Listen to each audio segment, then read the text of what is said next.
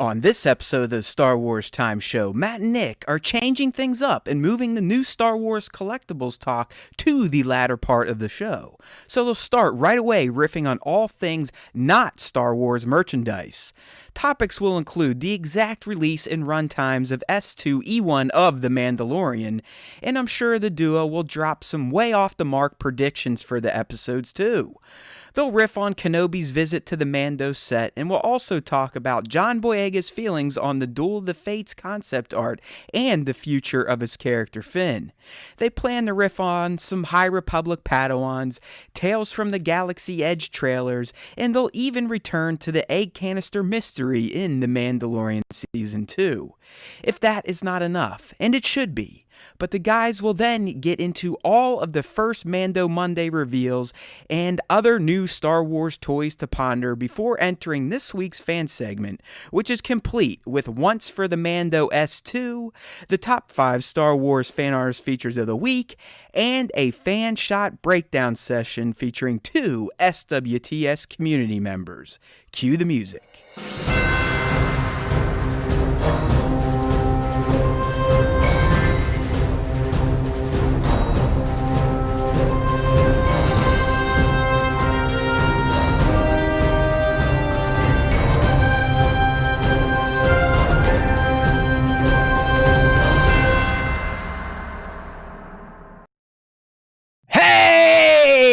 Now, everybody, how is that for a long-ass intro by that sexy-voiced announcer? I still don't know who he is. He works for free, and that's why we keep him around. How's it going, my friends? Welcome back to yet another brand new episode of the Star Wars Time Show, the only Star Wars podcast where we don't hold out our hands asking for donations, right? Or maybe we should. Yeah, no, if we get money, you guys have to pay for it. Like, you guys actually get something in return. Right. Like, you'll get a hat or you'll get a shirt. And speaking of hats, Matt, you told us that we just sold out. Yeah, how about that? It only took like 2 or 3 months, but we finally sold 10 of the large to extra large Star Wars Time Show hats, which I am modeling right now for you on my bald head. I'm wearing it backwards so you can see our lovely .net domain name. Hats sold out. I wasn't familiar with the name who bought this one, which is interesting and impressive. Maybe it's one of the bots that was spamming us in our chat last time. It could be. It doesn't matter. That bot had some cash, so the hat has been shipped. It was to I believe a West Coast fan. But like I said, I mean, some of the ones I could clearly tell they were from the fandos, the super fans. But this one I could not figure out. So we're just down to the small to medium size hat, which is the size I wear, and I have a pretty big fucking head, I think. Not as oddly shaped as Nick's, but it's not a tiny head. And the S to M seems to work. It only gives me a slight stroke feel if I keep it on for too long. My head starts to feel like it's in a vice after a few hours, but I can at least make it through the 3.5 hours of nonsense that Nick and I have been averaging on this dumbass Star Wars podcast. So. Yeah. Get those hats. Get them off my hands. I need to sell out the inventory and then blow up the store I built. Once those are gone, there will likely not be another run of hats for a while. Yeah, it'll take a minute. I might start doing like pre-orders. Just order them up and then place the order so it gets fulfilled, and I'm not sitting with inventory in the Star Wars Time Show headquarters. That is a far better way to do that. But if you want any other merch, you can go to our Teespring store, which is linked on StarWarsTime.net as well.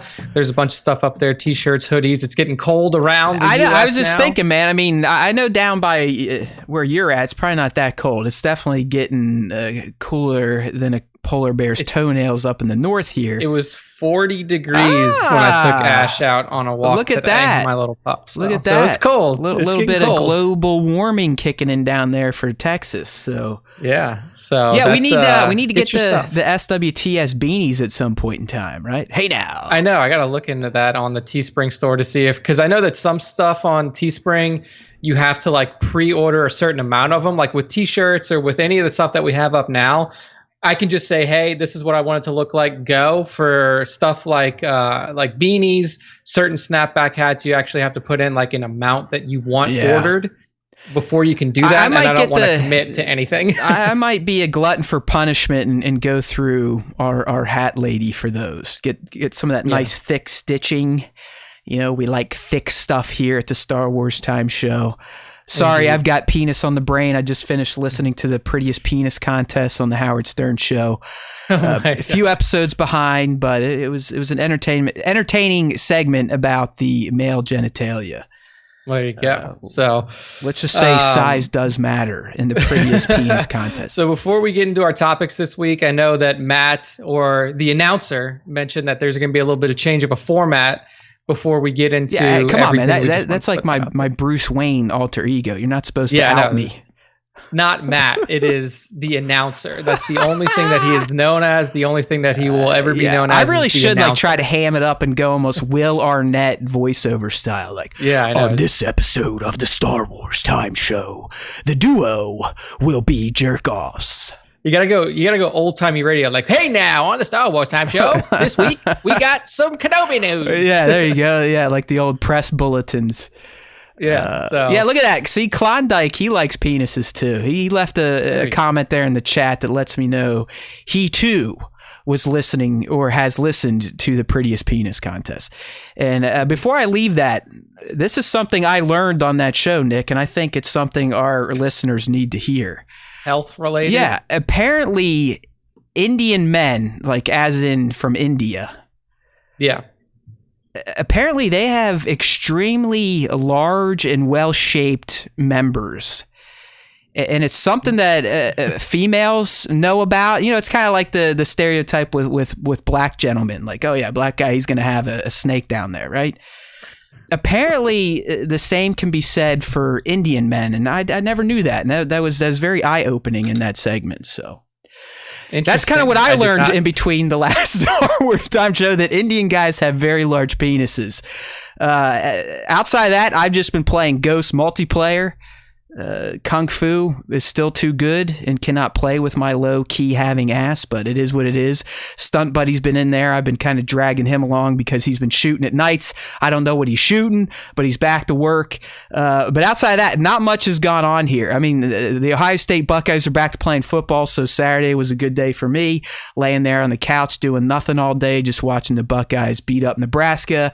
And as I always lament, Nick, this past week in terms of new toy hauls, a lot of those late to midsummer pre-orders hit last week, and it was as if the Hasbro fucking truck backed up to my house and just started shoveling shit into the front door. Your wife was probably like, "What the fuck?" It's crazy, yeah, because she's so like again, we don't tell her out loud, but I mean, she's so thrilled right now to be selling my Funko Pops. And actually making legit cash. I mean, she just cleared $2,000 today on 75 Funko Pops. So we're still averaging about $26 to $27 a pop. Double the price of the normal buy. I'll take it. I mean, some, they're later and they were costing 15. So I'm not making a ton, but fuck it. In the end, they're getting out of SWTS HQ. They're clearing some room for some figures and other shit that's been laying around. But Nick, I don't know if you saw my story on Haywood Pop, but I kind of detailed. It was one of the largest Hasbro Pulse boxes I've ever seen them use, first and foremost.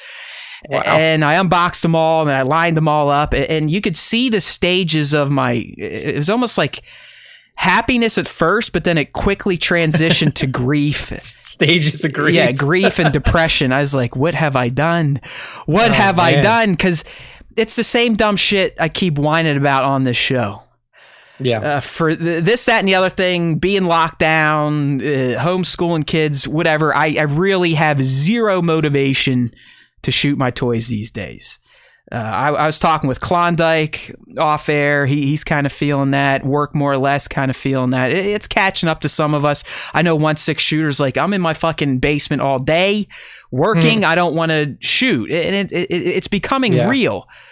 But for someone like me that is mentally broken with collecting and these hobbies, it's becoming It's affecting my life, and that's how fucked up I've gotten with the toys. I think what I'm hearing here is that we need to have one special edition podcast where you take, whatever, 4 or 5 other members of the toy community get Jason, get 1-6, get Klondike, get Papa. You guys all sit together and you just have a podcast where you just lament for 2. It's like a therapy session. The problem is I would dominate it because I am the lead bitcher here. Like none of these other people bitch and moan the way I do. They just deal with it. I like to air my grievances, as they say.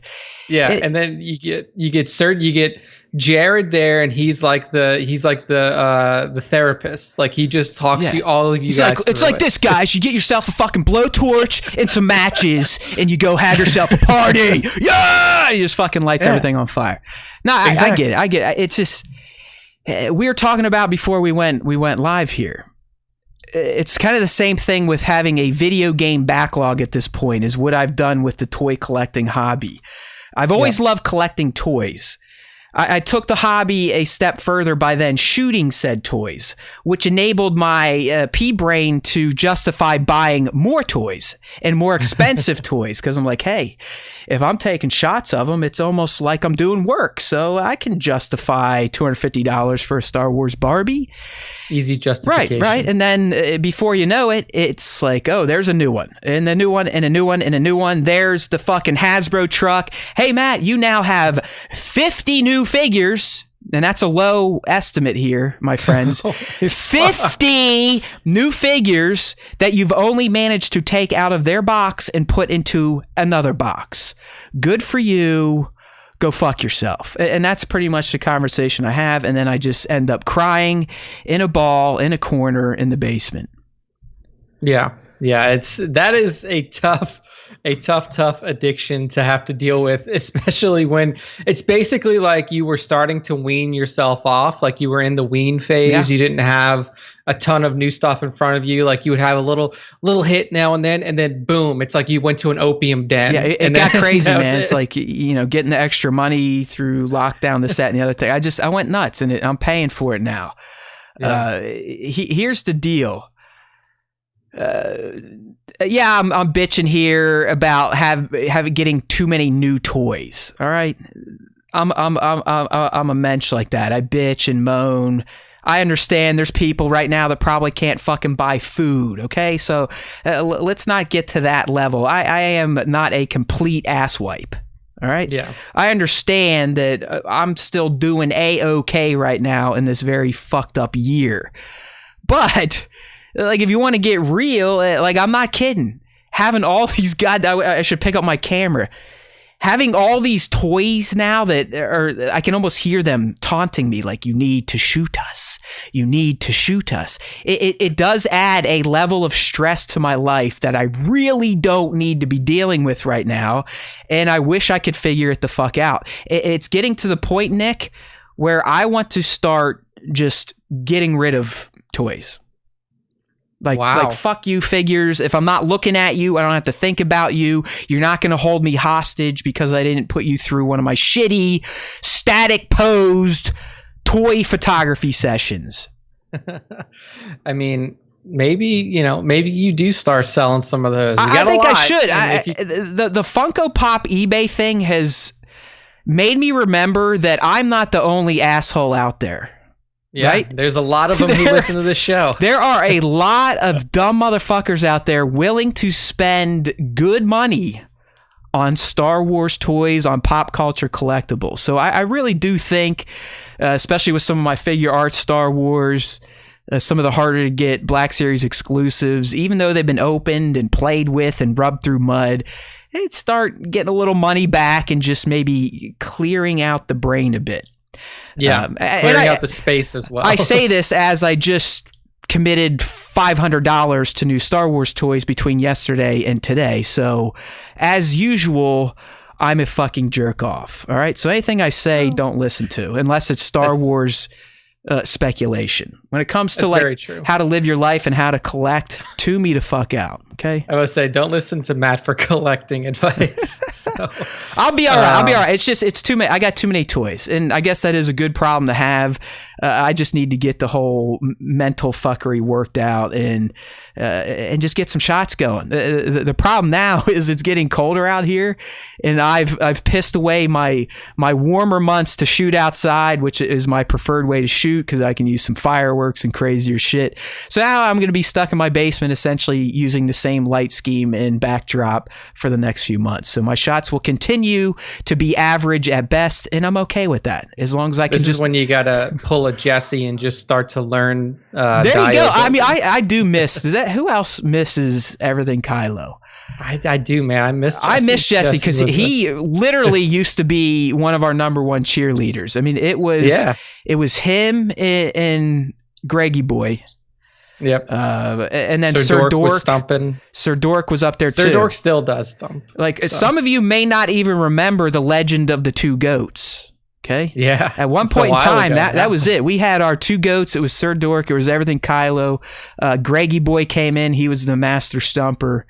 But Jesse, he's just kind of dropped off. He did all those dios, and I don't know this is fact, but I think he may have lost his gig because of COVID. I know he's been out trying to get other jobs, so I'm sure that came into play. But that's definitely tough. I'm living through that now. I have another interview on Friday. I mean, if you go back and listen to the podcast where I say I have an interview, you could see that I'm not just sitting around on my ass. I've been trying to find jobs for a while, so it's tough. It's tough stuff, man.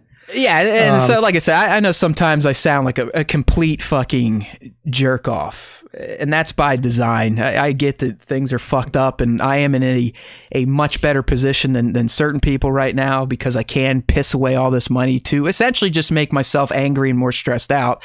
So I don't know why I do it, but it is what it is. Welcome to the life of a nut job Star Wars fan. Yeah. But that's it. I mean, really, in between last week and this, it's just wasting more money on toys that I'll do nothing with except, give me an ulcer, playing Ghost Legends mode, and, just really looking forward to next week and the chaos that will bring, but I don't want to get into any of that. So here we go. Yeah. I mean, really, for me, the only update is that I've definitely spent or, used my $15 well that I put into a Star Wars The Old Republic subscription.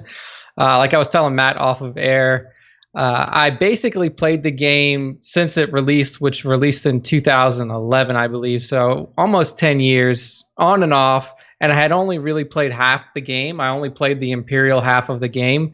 So when I resubbed this time, I told myself, I was like, okay, I don't want to get into like progression rating and then hardcore like in-game content right now. What I want to do is I want to finish the game itself, like finish the actual storylines that were presented to us all those years ago. So I finally started playing Republic Tunes.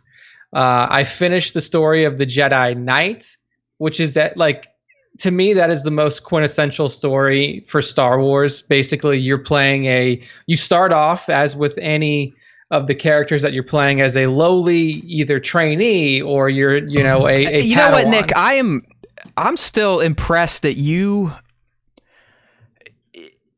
only played as bad guys originally, because you strike me as someone in any type of these games where there's player choice, you're going to take the noble path.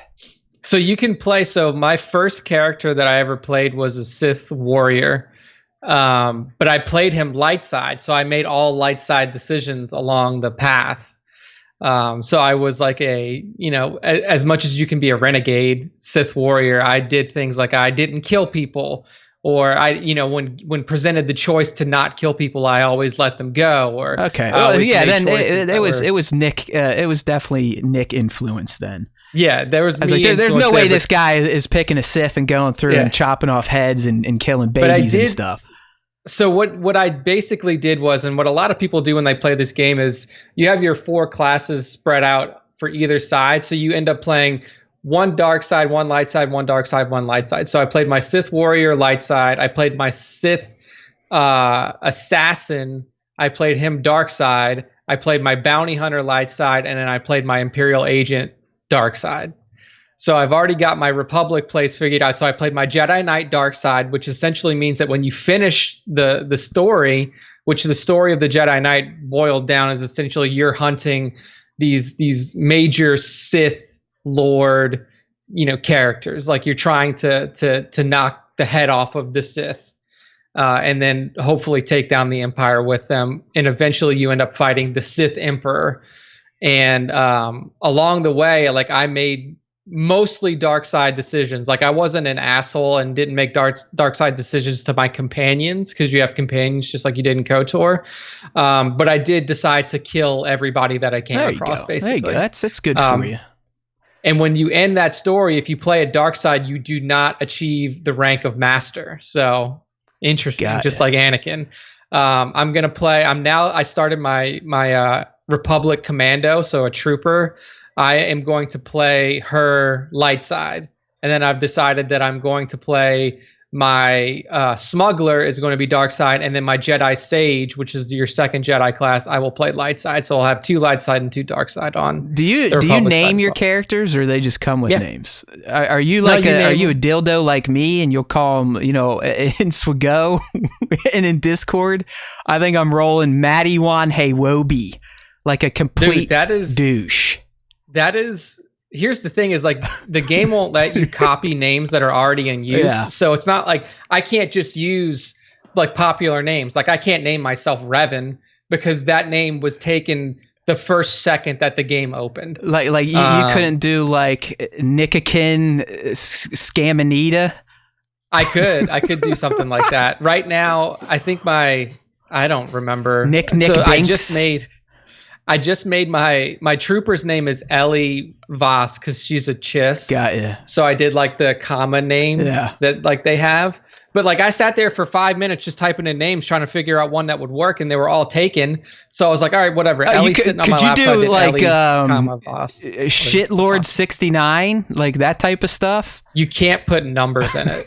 And then it also, I think it does have a profanity detection filter. So if you catch that, then they won't.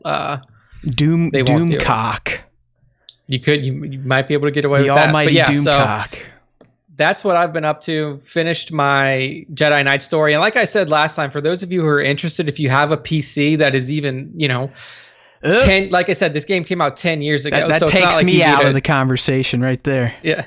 Well, it's playable on Mac. I know it is, but we've talked about this, man. I don't want to fuck with computer gaming. It's too big of a hassle. Yes, I know it's the best. I'm not an idiot, but I also really just want to download my game and have it go. I don't need to worry about this sound driver, this driver, the network driver, bus drivers. You never know. It's like eat a dick. It could work one day and then it doesn't work the next morning.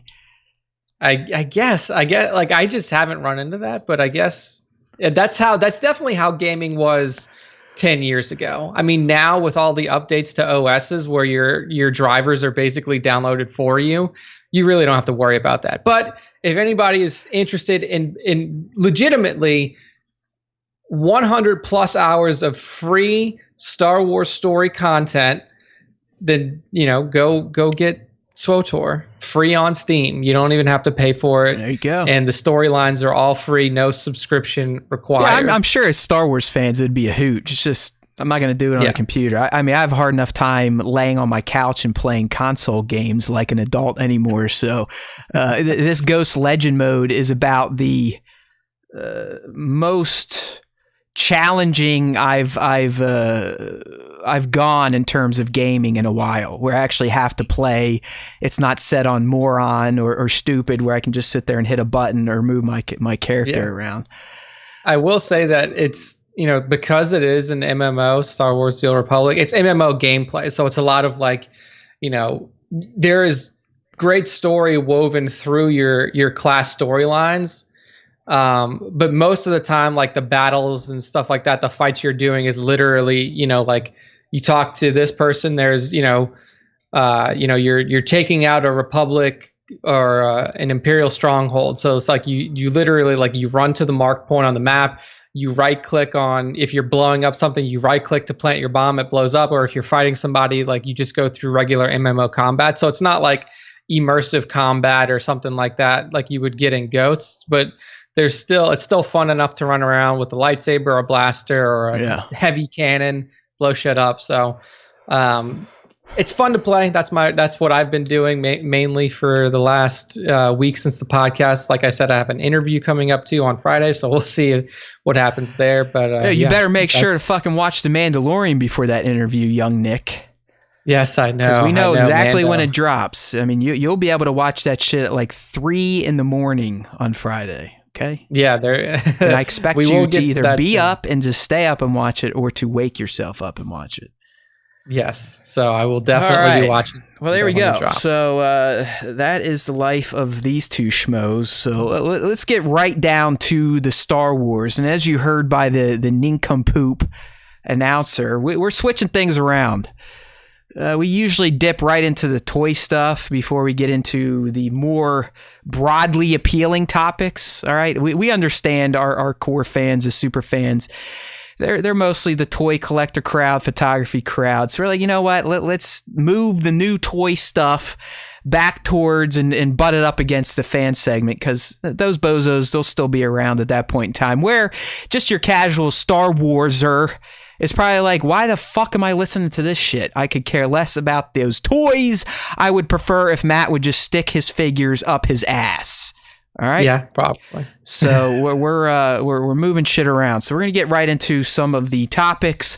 A lot of our early topics clearly are dedicated towards the Mandalorian, Star Wars, Disney Plus type of shit, because it's Mando week, my friends. We had the first Mando Monday yesterday. We'll be talking about all that shit, some of the messy reveals, some of the goofy exclusives, this, that, and the other thing. But we'll also just be celebrating the launch of the greatest Star Wars property since George Lucas's original movies. All right. There's no denying that. I don't care if you were born in 95 and only saw the prequels first, or you were born in the late 2000s and only saw the sequels first. The Mandalorian, what John, Dave, and team have achieved with this property is similar to what George did in 1977. They managed to relight the fire under a lot of people's asses and give them hope in Disney's handling of the franchise. So yeah, we're going to dedicate a lot of this episode to talking about The Mandalorian, because we all love it, we all know it's great, and we all expect season 2 to be even better than the first, which honestly, if you really think about it, is mind-blowing, because that was, what we total out, Nick, it was like 4.5 hours of just really excellent, fan-oriented Star Wars stories, and we're expecting more in terms of runtime, more, which we'll be talking about, but even just more crazy shit to discuss every week. In terms of how we will handle each new release of The Mandalorian, every Friday, my dumbass will be up, hopefully early. I mean, I'm not going to set an alarm, but my inner Star Wars fanboy just kind of gets me nervous starting Thursday night. So it's like one of those, I'm sure anyone can relate to this. Anytime you have to get up early the next day, you typically don't sleep right? Because you're waiting for the alarm, this, that, and the other thing. It's kind of the same deal with me and new Star Wars show releases, so on and so forth. So I'm going to start this Friday. I always do the Easter egg video first, and then I do a recap and review video based on numbers. And this is not a threat. I get it. Like, I joke around, I make fun of myself. Like, our YouTube channel is a fucking joke. My videos are a joke. I hardly get any views. That's fine. But I really, just for my own sanity, Nick, I'm going to try it this time.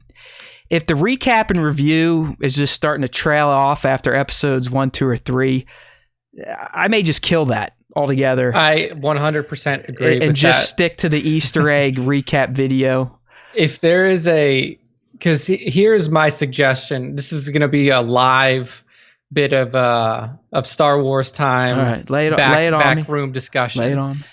Here's my suggestion. If the video itself, if like your separate section where you're like, breaking it down, doing the full recap and review video doesn't do well, kill it. But if you really feel the need to have something there, what might be better to do is just after we do the podcast, just cut out that section of the podcast, right, and then just put that on YouTube separately, saying Mando S whatever, S2E whatever, recap and review. And then that way you can say like, hey, we have a recap and review up and an Easter egg video, but you have to take, half the time to do it. That's kind of what I'm thinking about, because my process for Clone Wars and Mando 1, like I said, get up. It's arduous. I watch it once, and the first time I'm watching it, while the rest of you are just sitting there with shit-eating grins like, I have my fucking phone out in the notepad.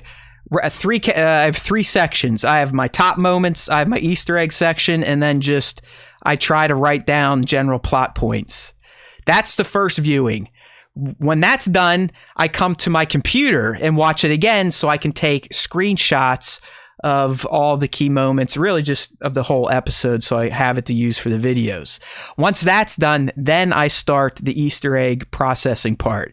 So writing the script, mixing it in Final Cut, this, that, and the other thing, getting it out there, throwing it up to YouTube. When that's all done, we're talking at that point, we're already 2.5 hours into my Mando breakdown process.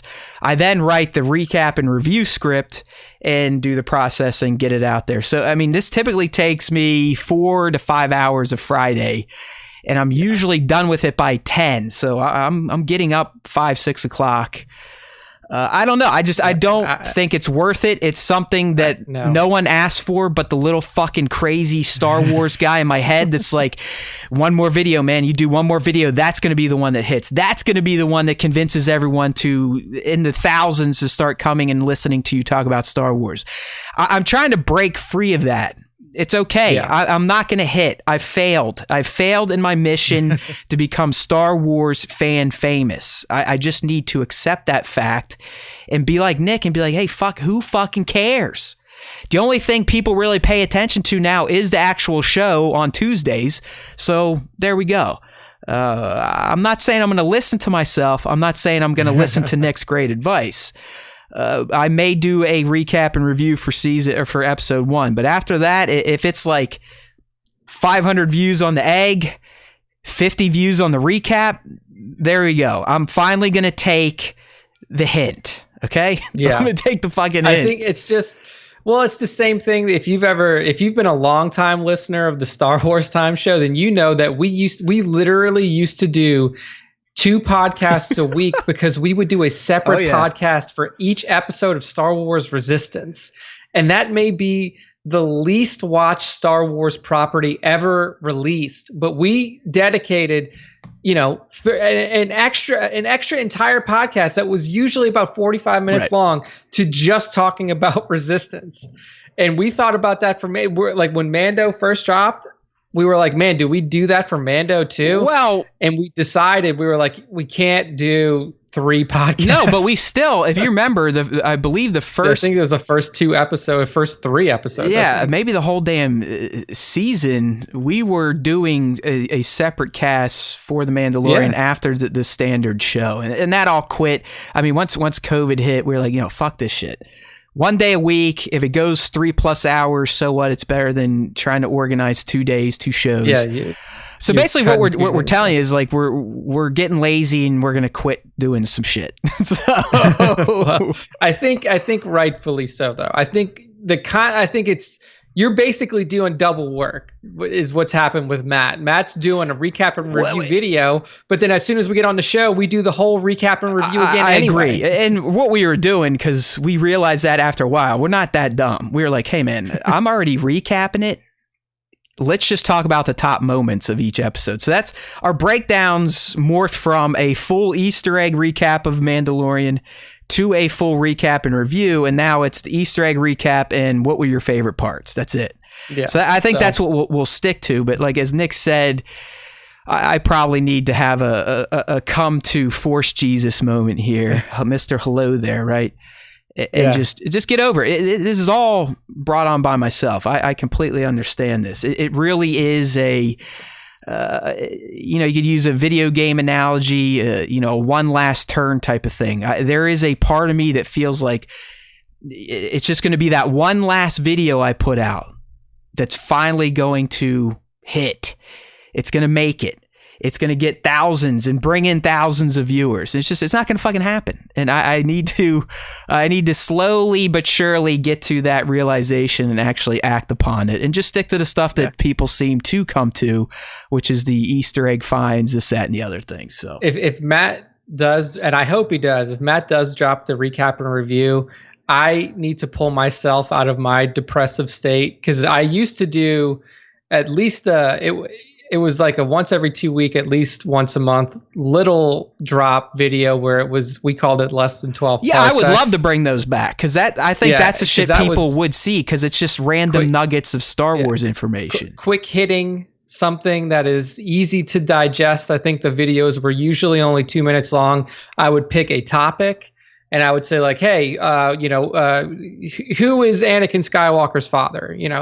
Something like that. And I would give you 2 minutes, about 2 minutes on that topic, my thoughts on it, and then any facts that were related to it. Yeah. We used to do that. If I need to get back to doing that, but like I said, I need to pull myself out of this we'll see. Depression. But don't worry, you're going to be for the Mandalorian for the next 8 weeks. You're definitely going to get at least one video Friday mornings.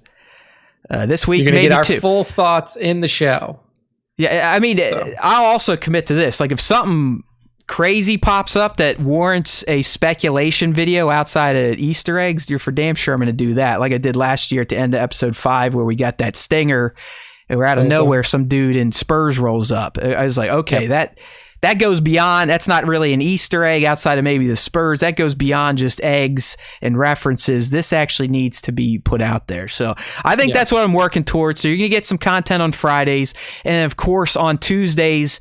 Nick, I say we just, for the next 8 weeks, our first segment after jerking each other off will be Mando talk. Mando. Right. I agree. Okay. I agree. I think we need to put all of the high energy stuff up front, because usually if we save it to the end and we're 3.5 hours into a podcast, we're both just dead. Right. And we're like, yeah, that was really cool. Yeah. So that was good. Yeah. We put the toy stuff back there so we can just yell about it and get through it quicker. But here we go.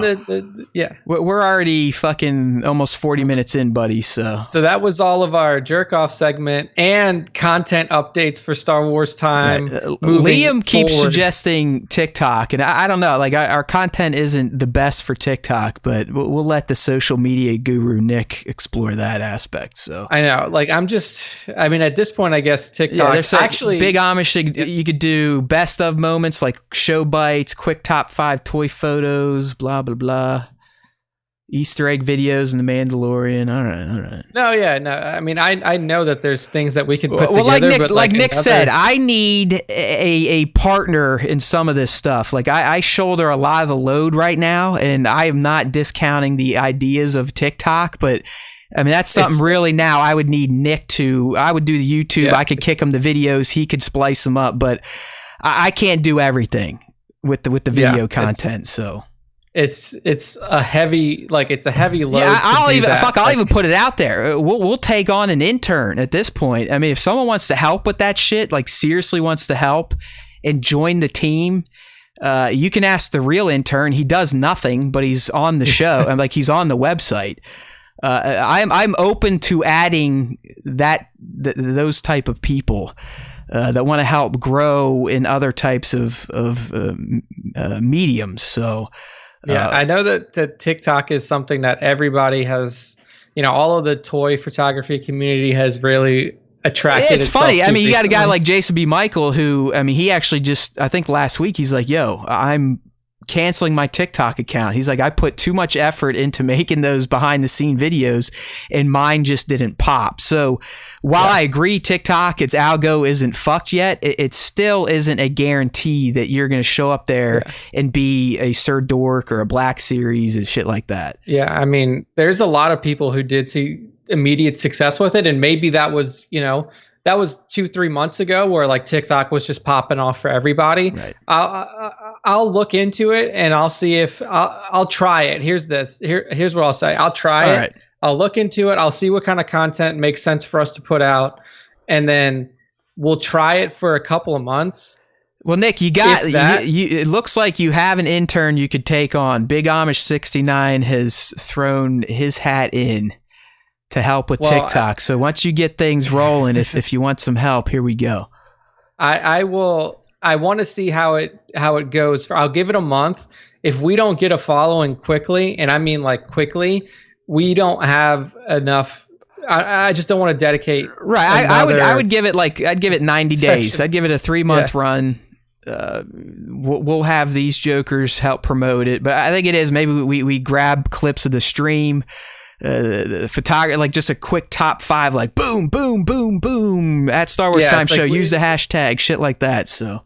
Yeah, like the problem with it, like we can't use any stream material because it's too long form. Like even if we wanted to do eggs, you would have to do eggs, and you'd have to basically make a video where you just say, here are the Easter eggs. Right. I mean, you could do it too. Like a minute long. Because here's the deal for you, Nick. I already have all the assets. I'll have any screenshots you need, any video footage.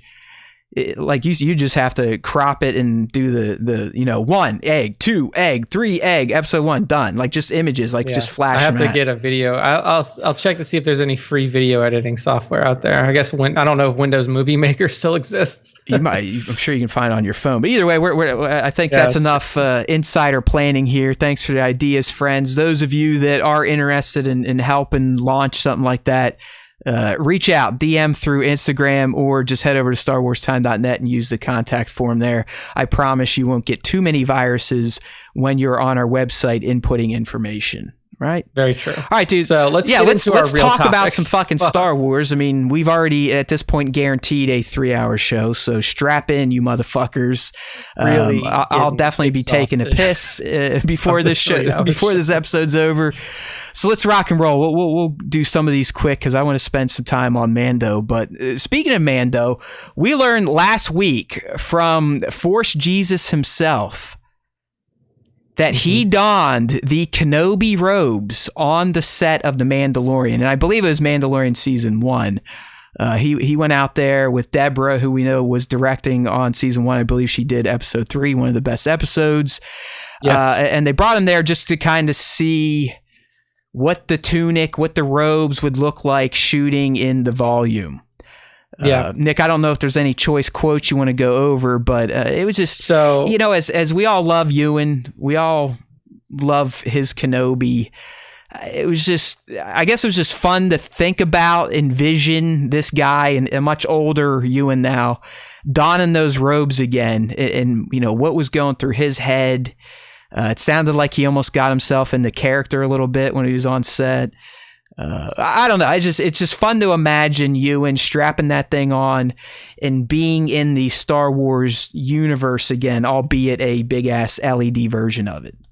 Yeah. So in terms of choice quotes from this, really what was the most interesting in terms of what was revealed from him was, I believe the way that he stated it, that during this test that he did while on the set of Mandalorian Season 1, this was when Kenobi was still being developed as a film. And in this quote, it very much seems like Deborah Chow was going to direct this movie. Because here's what he said. So there was a long quote before we get here, but this is where the movie part comes in. He says, I'm working with Deborah Chow, who directed some Mandalorian. I'm really excited about working with her. I think she's really good. We did a couple of tests when we were going to make a film earlier. We did some testing, and it was great working with her. Yeah. So it makes it seem like, because as far as we knew in terms of the possible Kenobi movie, it was the guy who directed Billy Elliot or whatever it was. I can't remember his name now. But he was attached to the Kenobi film. But now this quote makes it seem like that Deborah Chow was also going to be working on the Mandalorian, or not the Mandalorian, the Kenobi movie, that then transitioned into a TV show. It also goes to show you how long they were planning this. I mean, this was going to be, we would probably be watching Kenobi this year, my friends. Like an actual film. In a couple weeks, we'd be going to see the Kenobi movie. We all know what happened with those grand plans way back in 2014-15. It's neither here nor there at this point. But yeah, I mean, Chow's a player. I've got full confidence in her, just based on her work on The Mandalorian and just seeing how she operated in the behind the scenes stuff.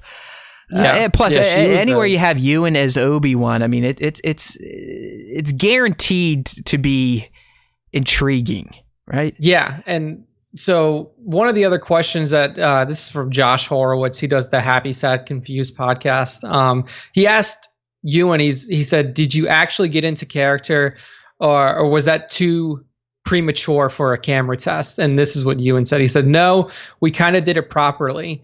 It was funny walking on set because it was a lot of the Mandalorian crew, and I walked on, and for it was a big moment." I mean, think about it. So what, I do believe he's saying that he was in the Kenobi character. Like, he walked on set. Yeah, he was in character. He was Obi-Wan Kenobi walking around that set getting ready to have a photo shoot.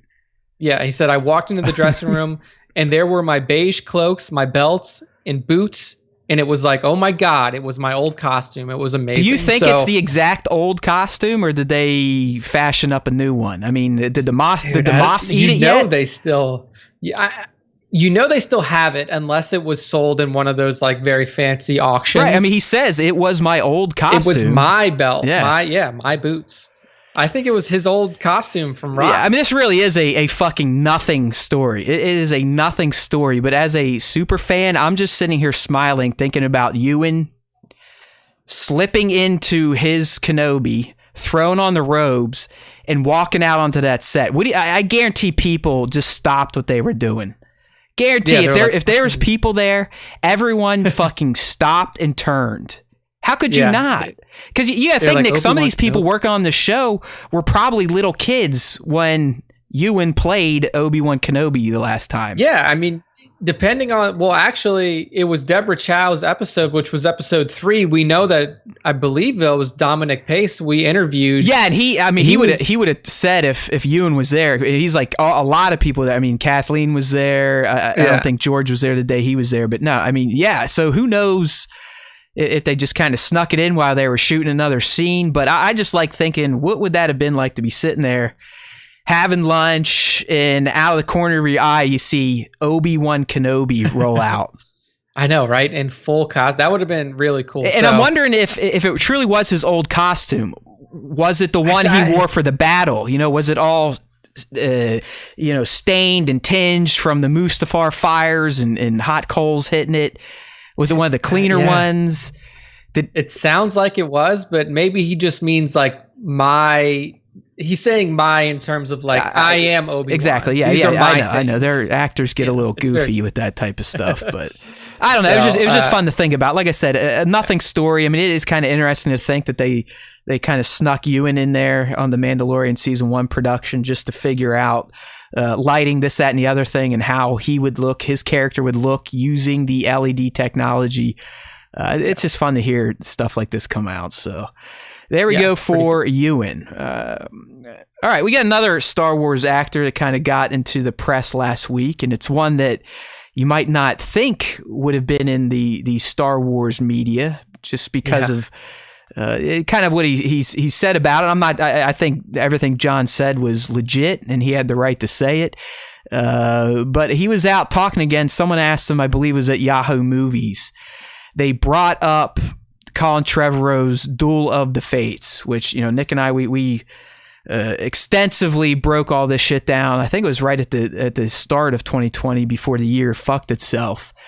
Yeah. But we learned, through a full-on leaked screenplay to leaked concept art, we got a very good vision as to what Colin Trevorrow was going to do with Episode 9, which he was going to call Duel of the Fates.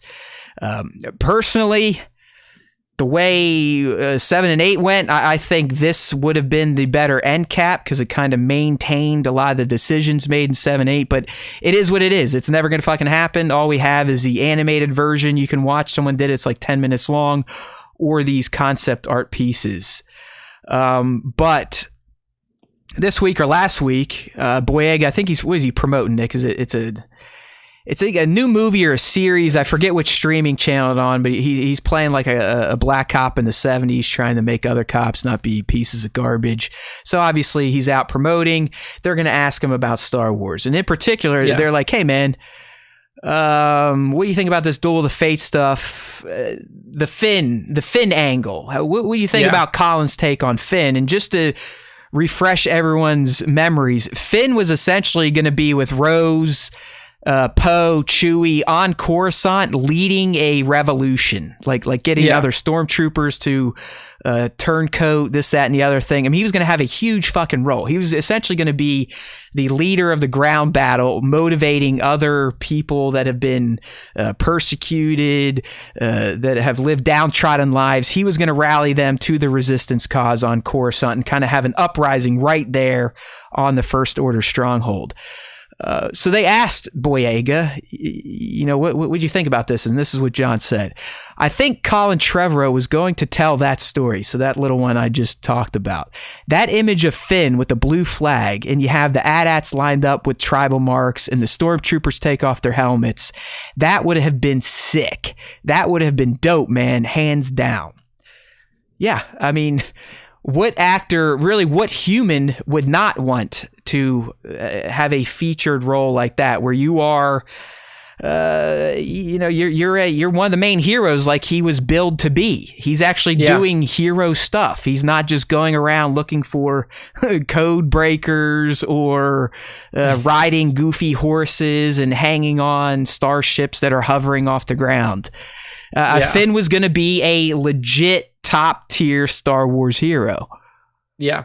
And I think that, like, if I don't know, I mean, I think that JJ tried to get there with like him and Jana linking up, and him essentially, he would have been like the leader of these defected First Order troopers, is kind of the way that he was positioning him. But again, like with Tross, he had no time. Exactly. I mean, you're right. He was the leader of those people, but they never developed that outside of him and Jana. Just like, oh yeah, you were a trooper too. Yeah. Okay. Cool. Yeah. Like they knew who he was. Like Jana was like, oh my god, you're him. Right. Like we all defected too. Like we're all of the same. But you just don't get that because that theme was never followed up in 8, and then 9 is what it is. It's the messiest of the 3 movies in my opinion, because it's trying to do what JJ wanted to do in 8 while trying to pay homage a little bit to 8 and then do its own thing, and just turned into a big kind of cluster fuck. Yeah, it was, and then Disney only gave him 2 hours and 20 minutes to do it. Just a fucking shame. It's a mess. It really is. I do think that Colin's specific line for Finn would have been great. I really do. I like the idea of him being the revolutionary leader. Yeah. Because I don't ever think that Poe was supposed to be you're talking about the 3 mains. Poe is supposed to die in 7. He lobbied the JJ to keep Poe alive and make him more of a top tier player. Yeah, and you can see that because like the Poe lines that are there are relatively undeveloped. Like what is Poe's real part in this play? Like where does he fit in? Like you see that Rey is going to be the new light side Jedi paragon. She is going to be more of a galactic leader, kind of like Luke was supposed to be like he's going to become a Jedi. Finn was kind of that Han Solo type where he's a little brash, funny, but has the skills to pay the bills. Yeah. I mean, like, I feel like Finn actually plays kind of a middle role between, it sounds weird, but between Leia and Han, because he does become the revolutionary leader. He does become a leader of the downtrodden like Leia was.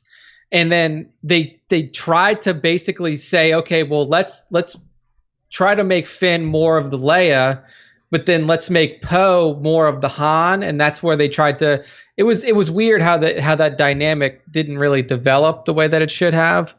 But I would have loved to see something like this for Finn. I wish that we would have gotten, I even wish that we would have gotten to see the proper evolution of his character in 9 the way that it was going, because it would have been at least somewhat similar to what Colin was going for, just in a different space. Well, yeah, because Colin ends 9 with Rey coming back after her big win to a planet to greet Finn, who is there with other Force users, and they're going to start, getting the training going. So it went on, but I mean, you know how John kind of feels about Disney and Lucasfilm at this point, right? I mean, this next one is surprising. I know that's why I was like, all right, well, he realized that he does still have an ATM if he ever wants it, or if they'll have him back, because he more or less said in that GQ interview, like, listen, it is what it is. Disney kind of did my character wrong. Wasn't the right way to treat me either. So whatever. I have really no aspirations to further anything with that character. But they go on to say, like, hey man, would you ever want to explore like this type of Finn or more Finn stories? And he's like, listen, I'm a Mandalorian fan, so Lucasfilm is doing very well with the TV shows. There's another subtle knock, but he has the right to say that. An animated show would be dope. We could do it from home. He's like, fuck it, dude. Like he's like, I can cash a paycheck. I don't even have to leave my house. Right. So sign me up. Where's the line? I mean, we talked about this last week, though, right? I mean, I think a lot of us would like to see more Rey, more Finn, more Poe, and that cast kind of play out, developed properly. Play out after Episode 9. But the way Lucasfilm has backed themselves into a corner with their Skywalker saga horse that they're dying on, it's like, I don't know. I don't know if they will ever explore post Episode 9 content that includes Rey, Finn, and Poe. I think they might just write them the fuck out. I think that would be a mistake. I really do think that what Kathleen, and I don't know, I mean, this is my speculation. I think what Kathleen and what Bob Iger at the time meant when they said Skywalker saga is over, they're like, I really think they meant film-wise. To me, it was a fucking stupid marketing ploy. It's like they were thinking it was almost like threat marketing. Like, hey, this is it, the final go. You got to do it. Go to the theaters. Yeah, because clearly it's not. Like they're not finished with the Skywalker timeline. They're not finished with the Skywalker saga, because The Mandalorian is set during the Skywalker timeline, and it involves characters that are important to the Skywalker saga. I mean, it's if Ahsoka Tano comes into this, if Boba Fett comes into The Mandalorian, if you have all of these other characters that are wrapped up in the Clone Wars or Rebels or anything else that was very pertinent to the Skywalker saga story as it was told through the movies and the shows, you can't say that it's not Skywalker saga content. I mean, dude, you got, at this point, you could argue outside of Padme and Obi-Wan, no one had a bigger influence on the Skywalkers than Ahsoka Tano. Exactly. I mean, she was Anakin's Padawan and eventually friend. Yeah, and one of the most anticipated pieces of content that's coming out soon is the Kenobi series, which is literally as direct of a tie as you can build to the Skywalker saga. I think they're like, we just literally can't have any living Skywalkers left. Yeah, I think they meant we are not making Skywalker saga movies. Okay, that's what they meant. That's fine. I think, and this is what I said before. This type of show that Boyega wants is the show between 8 and 9. It is the show where Finn becomes the leader, where Finn rallies the troops. When the resistance is downtrodden at the end of 8, he is the one who stumps and goes to, hits the planets, goes everywhere, starts to build this momentum. And then you have your entirely separate offshoot of Rey and Leia training, and her going out into the galaxy searching for more information about the Force or the dark side and how she can combat it and all this different stuff. Like, there's a show between 8 and 9 that would work perfectly if they decided to do it. I just don't know. I don't even think you can touch that timeline anymore, just the way the movies ended. I think anything would have to be post 9. Just throw all that shit out. Like 7, 8, 9, just live in your own little shit. Let's start at 9. Let's bring in a new big bad, Yuzon Bong, that type of like. I want to see Rey and Finn and Poe do something besides fight Sith and people in armor. Like bring a new threat that kicks the fuck out of everyone. That would be interesting to me. Animated, comic, movies, Let's do it. I don't think it's ever going to happen. I feel like Disney at this point, because of they didn't hit their billions and billions, they look at these characters as black sheep and they're like, fuck them. I don't know, man. I mean, you made over $1.2 billion with every movie you released except Solo. So, I mean, I don't know if they would go that far. I will say that I think they're giving it some distance, and I think that in my heart of hearts, I think that within the next 10 years, we are going to see additional content being made. Are we still going to be in the 21st century in 10 years? Yeah, because the century's not going to turn over. Yeah, right. So in 10 years. We'll be good. But I think that we will see either animated content or expansionary content about these characters with Finn, with Poe, with Rey. Who knows if you get the original actors? We already know that you don't need to.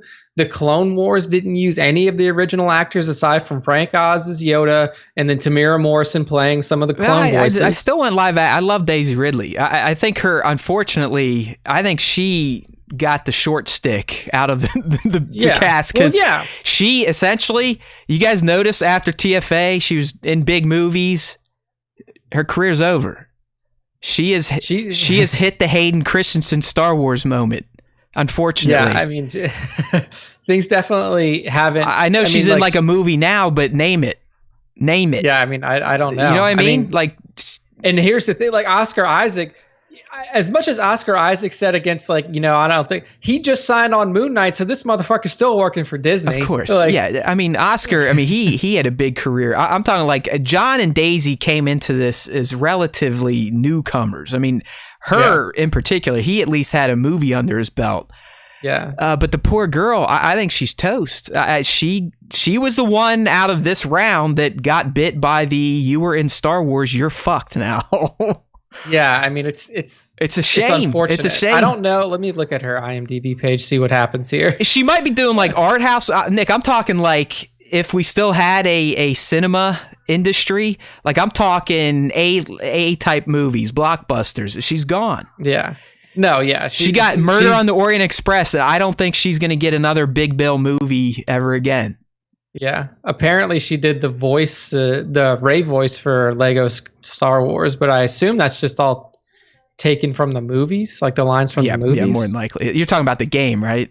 Yeah, the game. Because they didn't mention her for the holiday special, so she's definitely not doing that. But so, I mean, like, definitely. I mean, like, she's got a lot of stuff in the works, and you know, maybe she is just keen to get back to a lot of indie stuff. Yeah, that's code word for I'm no longer bankable at the box office, so I'm now back to making art house movies that no one sees.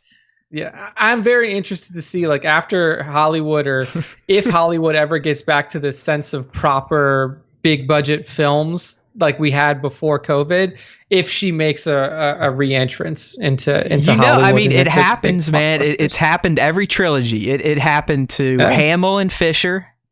Yep. It happened to Hayden in the next one. And I think Daisy's going to be the one bit here. Because, I mean, John has done a few. I mean, John had a blockbuster in between Skywalker. Right, he did the Pacific Rim. He's done some other movies where he's led. Who knows? I feel bad for Daisy because she is a talent and a very beautiful looking young lady. So there you go. Boyega isn't completely off of the Star Wars train yet. Maybe he can get the other two back in. Because I feel like Boyega was like that glue. Like, Boyega was what he was, but binded. I mean, think about Nick, like the enthusiasm that guy had for the episode 7 promo.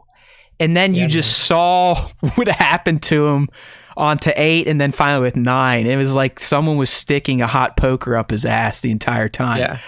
But no, I mean, he is a very, I would imagine if you're in a room with John Boyega, magnetic. Yeah, it's hard not to be smiling and laughing and having a good time. So, yeah. So who knows? Maybe he'll call up Daisy and, you know, maybe he'll call up Oscar and be like, hey guys, you know, let's do this. See if we can get 2 seasons of this animated thing. Right. It's easy. We get paid. We get paid Disney money. So, you know, that's good money. Yeah, that's I good money. like Johnny Boy. I hope to see him again. I mean, hell, I would take a Pacific Rim sequel with his character. I found it to be somewhat entertaining. So yes, you are right, Brando. Natalie Portman definitely did do she probably excelled the most outside of her Star Wars career, because she got herself a few Oscar noms and an Oscar. Did some huge movies, and she's still making big movies. Ewan also did quite well. I mean, he's still doing big blockbusters. I think he just works when he feels like it at this point. But yeah, Ewan is not the type of person who feels like he needs to do something every so often. Yeah, I feel like Oscar at this point is just banking in on his, as Nico says, his young John Stamos energy. And is trying to capitalize on while he's in this spotlight and just get that money, and I don't blame him. I mean, the dude literally went from these movies like Inside Llewyn Davis and Ex Machina to literally playing Apocalypse and X-Men. Then he gets the Star Wars trilogy. Now he's in Moon Knight. You hear him, and he's always talking like, I want to get away from the bigger tentpole type stuff. It's like, no, you don't. That fucking money talks, my friend. It talks to us all, regardless of how much you already have. All right, so Johnny Boy, hopefully he's back at some point in Star Wars. And the last thing, Nick, well, we got two more things before we get into Mando, but a quick one here. We won't spend much time because there's really not a ton of information to go off of. But last week, we got another round of High Republic updates, in particular, the Jedi Padawans that you'll be coming across in is this the Sule novel, Nick? So these are going to be spread out throughout the Sule novel and then through the other content that's going to be released by the other authors. So, but these 4 that we got released to us last week are basically going to be your 4 main Padawans. So we had the release of the Jedi Masters and Knights last time, so you could probably associate one of these Padawans with probably one of each of the 4 primary characters that were shown to you in the original ones. And we have the images linked here on StarWarsTime.net. They're all very cool looking characters, which I will say that for the High Republic time, all of the characters have looked very cool. So this is a quote from Jennifer Heddle from the Lucasfilm Publishing Group. She said, "The High Republic Padawans really run the gamut in terms of skill, devotion, and personality. Some are reluctant to seek out adventure, while some are perhaps a little too eager. Some are extremely talented in the Force, while others maybe have to work a little bit harder. We wanted to showcase a wide range of young people in the hopes every reader can find someone they relate to." So that's really cool. You can see in the images that some of these Padawans look older than others as well. Specifically, the black Padawan that has it almost looks like a dragon dog. Yeah, it's like a bitchin' looking Doberman Pinscher. I know, right? I hope that he keeps this. I hope this is like his like familiar, for lack of a better term, his companion. Hey, Nick, I mean, since we don't know much about these people, I do want to ask you some things I'm noticing here. Yeah. Do you notice how they all have this recurring symbol? It's not the Jedi symbol, but it's like these like bird feathers almost. You see, I'm on Bell right now. His are kind of muted, but he has it at the top and then down on his little tunic thing down by his balls there. Yeah. You go to the next one, Buryaga. I mean, look, he's got it too. Mm-hmm. Yeah. What is that? Is that like Jedi symbolism? I think it may be because they all have. I mean, it's on every one of their tunics. It's either on their belts or on the tunic itself. This symbol. I mean, it's like peacock feathers, a flower. I don't know how to describe it if you're not on the live stream. It may be. I mean, it's definitely linked to the symbol of the Jedi Order. Yeah, it has to be some with the order. You can see that. It may be indicative of level of Padawan, because if you look at, like you mentioned, Bell's.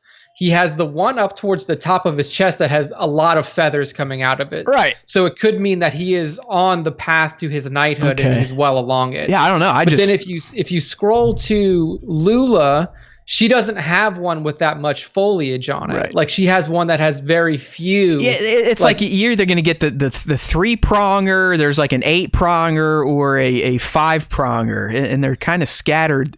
Like, see, on her belt, she's got the big one, but then she has the 3 one up by her chest and the 5 one down in between her legs. I don't know. This is like the weird shit I pick up on. The other thing is Notice how some have the light beige and others have the dark brown. Yeah, I don't know if that's may just be a personal choice, kind of like how Anakin went with the darker stuff. And yeah, okay. Yeah. But the one thing that I will call out here, I think is really cool, is that we're finally getting another Wookiee Jedi. We haven't had a Wookiee Jedi, at least to my knowledge. Like I haven't read a lot of the new expanded universe novels and stuff like that. In fact, I'm still reading the Thrawn novel, the Chaos Rising novel, so I haven't finished that one yet. But Lobaka, to my knowledge, was one of the only Wookiee Jedi from old canon. You gotta love that whoever named him could have been the laziest motherfucker on the planet. It's like Chewbacca. Oh yeah, Chewbacca. We need another Wookiee. Chewbacca. Lobaka. All right, yeah, Lobaka sounds good. Yeah. It's like, what the fuck is that? All good to me. So at least he's not a Baka. He's Buryaga. Buryaga. So, the Baka. I think it's cool that we get that.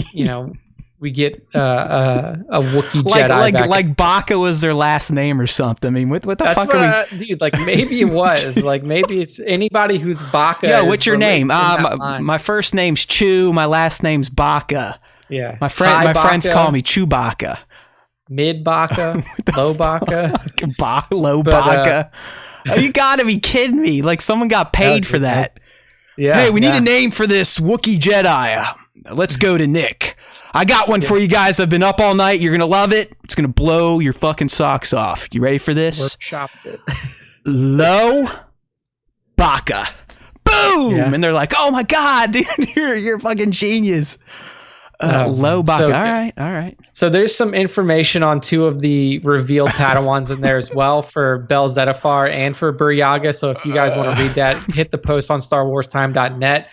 It seems like Buryaga is going to be more of a tank kind of class. You would think so. I mean, look at the motherfucker.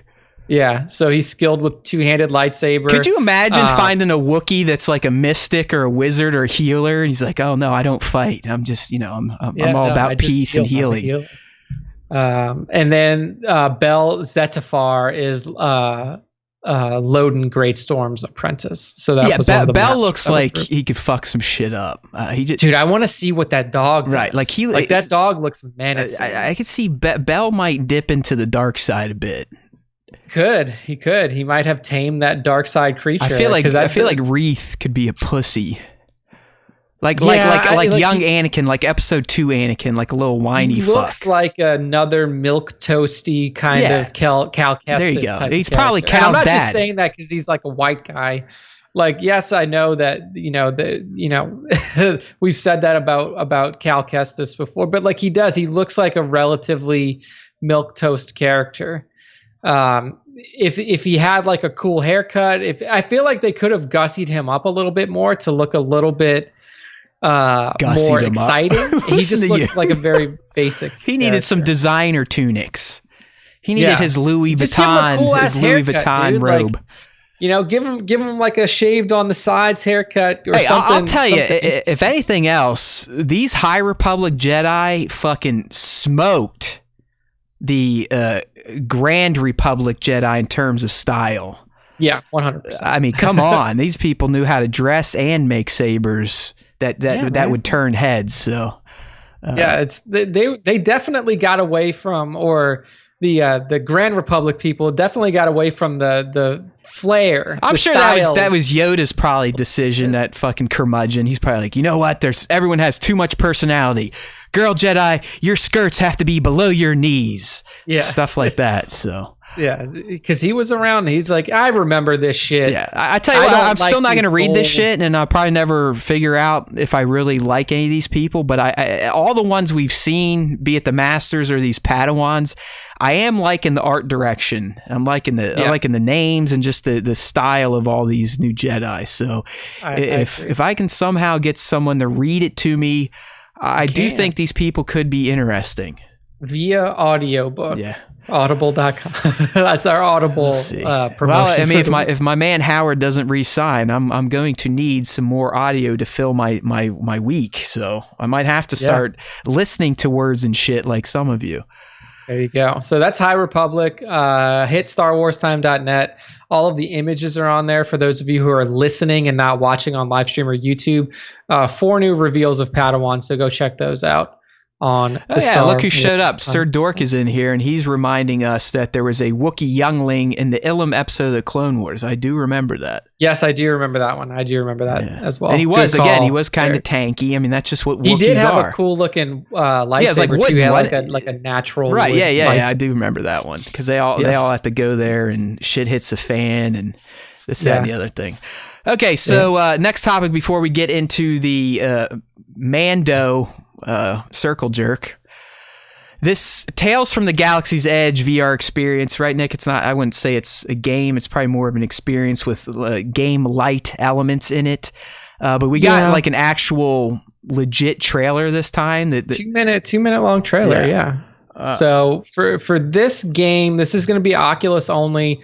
We got some good story. I don't want to say good. Let me take that back. Some basic story outline from this trailer, and also a little bit more of a look at what you're going to be doing once you hit Batuu. So basic story outline for this: you are a nameless smuggler. Like they haven't given your character recap a name this yet. One. My little boy bladder's got to be released, so I'll be back in a few seconds. So there you go. Matt is hitting the potty real quick. I'll continue. So you're playing a nameless smuggler. You'll probably get to name your character, and he has a piece of cargo. You find out that the First Order is very much interested in. They're boarding his ship. They're hailing him, basically saying like, "Hey, stop what you're doing. We need to get on your ship to do this." He or she, your nameless smuggler, runs from the First Order, hits Batuu, and is essentially on a mission to keep away whatever this cargo is, keep it hidden from the First Order. So throughout the trailer, you get to see a lot of the different gameplay experiences you will have. So you're interacting with, C-3PO and R2-D2. You get to kind of walk through What type of weapons do we get? Or is it all pick up and point shit? So you're definitely using blasters. All right. But the big reveal is that your character may also be using a lightsaber. Okay. And this is revealed because you find in the trailer, so this is no spoilers, in the trailer you find out about a secret Jedi temple on Batuu. And once you reach that secret Jedi temple, you see possibly a Force vision of Master Yoda right in front of the door to this temple. And then at one point in the trailer, like you can see your character igniting a lightsaber, and then I think using the Force as well. So your character may end up being a Jedi. I mean, this is just another skin for Vader Immortal. Then, so I mean, this comes from ILMX Labs, right? Yeah, this is ILMX. Guarantee Labs. They built upon the engine they developed for Vader Immortal, and they're like trying to push the theme park angle.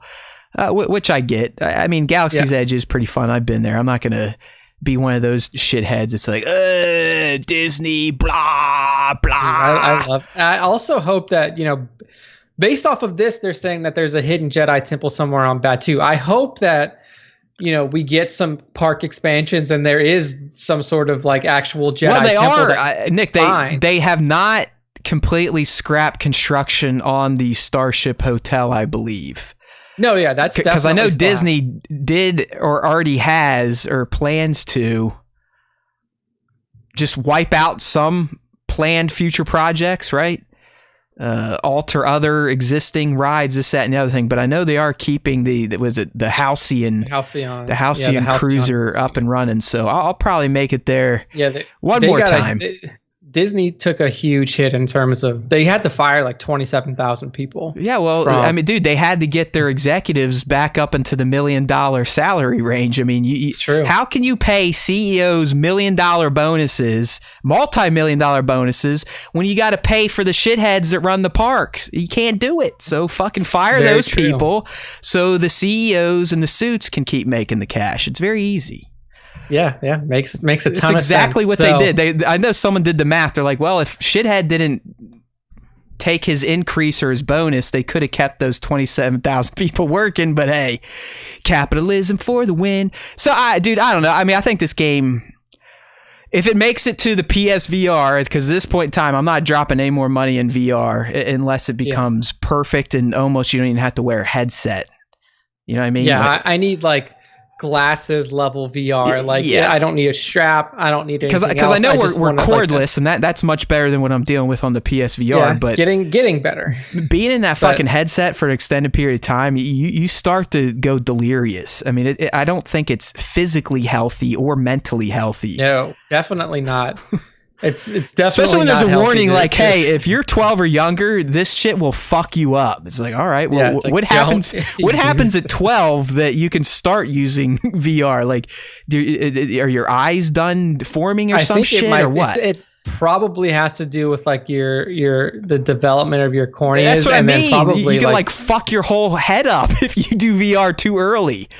Yeah, some brain development is happening there. I don't know. I mean, this will be fun. It's probably going to be a mix of Vader Immortal and that Star Wars experience that you can do in Disney Springs. I believe the venue's called like the Edge or something. It's still the best. Void. Yeah, the Voids. Yeah, thanks, Nick. Void. It's still the best virtual experience I've ever had, because you literally strap on a pack that will tap you when you get shot by blaster bolts. So if you get hit by a fucking stormtrooper in your gut, you're going to feel something hit you in the stomach.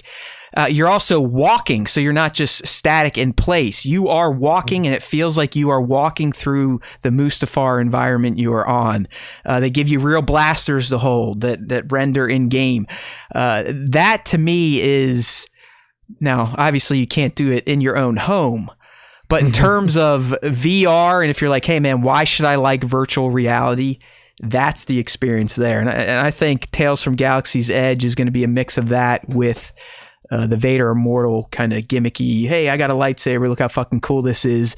Even though if people saw me, they would think I was a psychotic person, right? Because you're sitting there with a helmet on your head, flailing around looking like a doofus. Yeah, a psychopath. So Tales from Galaxy's Edge coming to Oculus VR. So keep an eye out for that. But other than that, I mean, not too much happening on the Star Wars video game front right now. So. No, I bet by next summer we'll start to get rumblings about probably Fallen Order 2, this, that, and the other thing.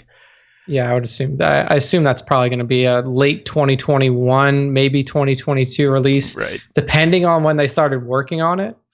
I guarantee after they made that first bajillion dollars or whatever, EA said, "Hey guys, Remedy, go for it, go."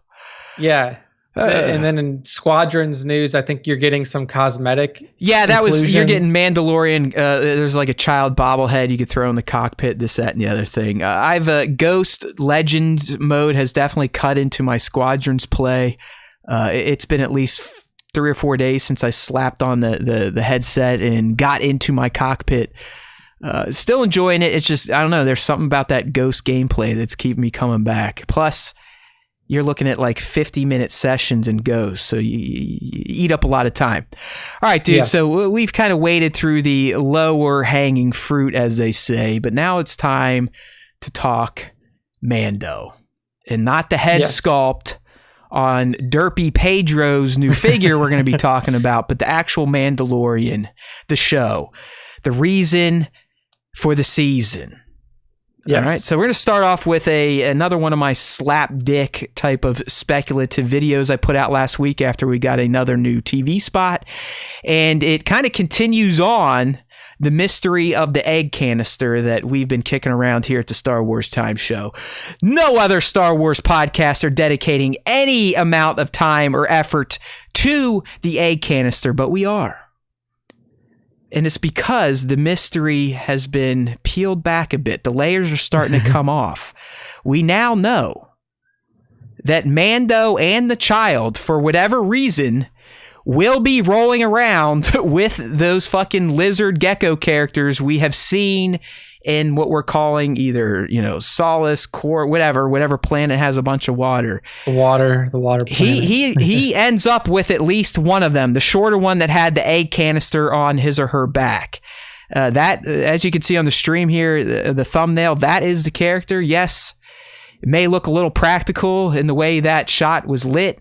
We're talking like old school Sesame Street type costumes. Yeah. But Nick, I want to throw it out there. We now know for a fact, and I wish I could pull up the damn video without worrying about it blowing up, but there's been scenes in the trailers of Mando walking behind these two lizard-like aliens. One has the egg canister on its back. Yes. This is the gecko-like alien that we're looking at. That is the one. It's the shorter one. It's pink. It has the yellow scarf. So I'm 100% positive that this gecko-like alien is one of the ones that we've seen in the trailers. Mm-hmm. And it kind of bolsters the importance of the egg canister. Clearly, they all end up together for a reason. Are these eggs the offspring of these gecko-like creatures now? Are they asking Mando, or did they ask Mando to help them do something with the eggs in exchange for something that benefits him? I say this because at this point in time, it would be odd for Mando to just be doing like a nice guy thing without it kind of, scratching his back at the same time. I'm not saying Mando's a piece of shit, but he is a Mandalorian. He is a former bounty hunter. He's got a very important quest too. It's not like you can take detours easily here. Right. So this alien in particular, because of his or her little egg canister, means something or will mean something to the Mandalorian to further his own quest. If we're postulating that he crash lands on this ice planet and that's why he's walking through the caverns, then we can almost say now that he brings this fucking little guy with him in the Razor Crest for some reason. That's exactly what I was going to say. We're kind of getting a timeline put together, at least for these scenes, so that he's going to be on Manan or Mon Cala or whatever water planet first, likely, and then from there either heads straight to Ilum or straight to the incident that crashes him on Ilum, or he picks up this creature there and maybe makes at least one jump before. Yes, something happens. Or we could be 100% wrong, which is more than likely the case, and we've just been duped by clever trailer edits, which 100% could be what's going on. But I think we can say with confidence now that these gecko creatures are much more than just your typical Star Wars alien that he passes in a bazaar. They are going to present him with an opportunity, I'm guessing, to further his quest by helping them out. And I do think at this point, those eggs, yes, I think Nick is partly right that the little baby probably wants to eat them. But I'm assuming now, knowing what we know, that this gecko is with him, literally in the cave fight. He's shooting at spiders more than likely. He has the egg canister on his back. More than likely, Mando is helping this race out, or this gecko in particular, to get something or to pay off something he's already received.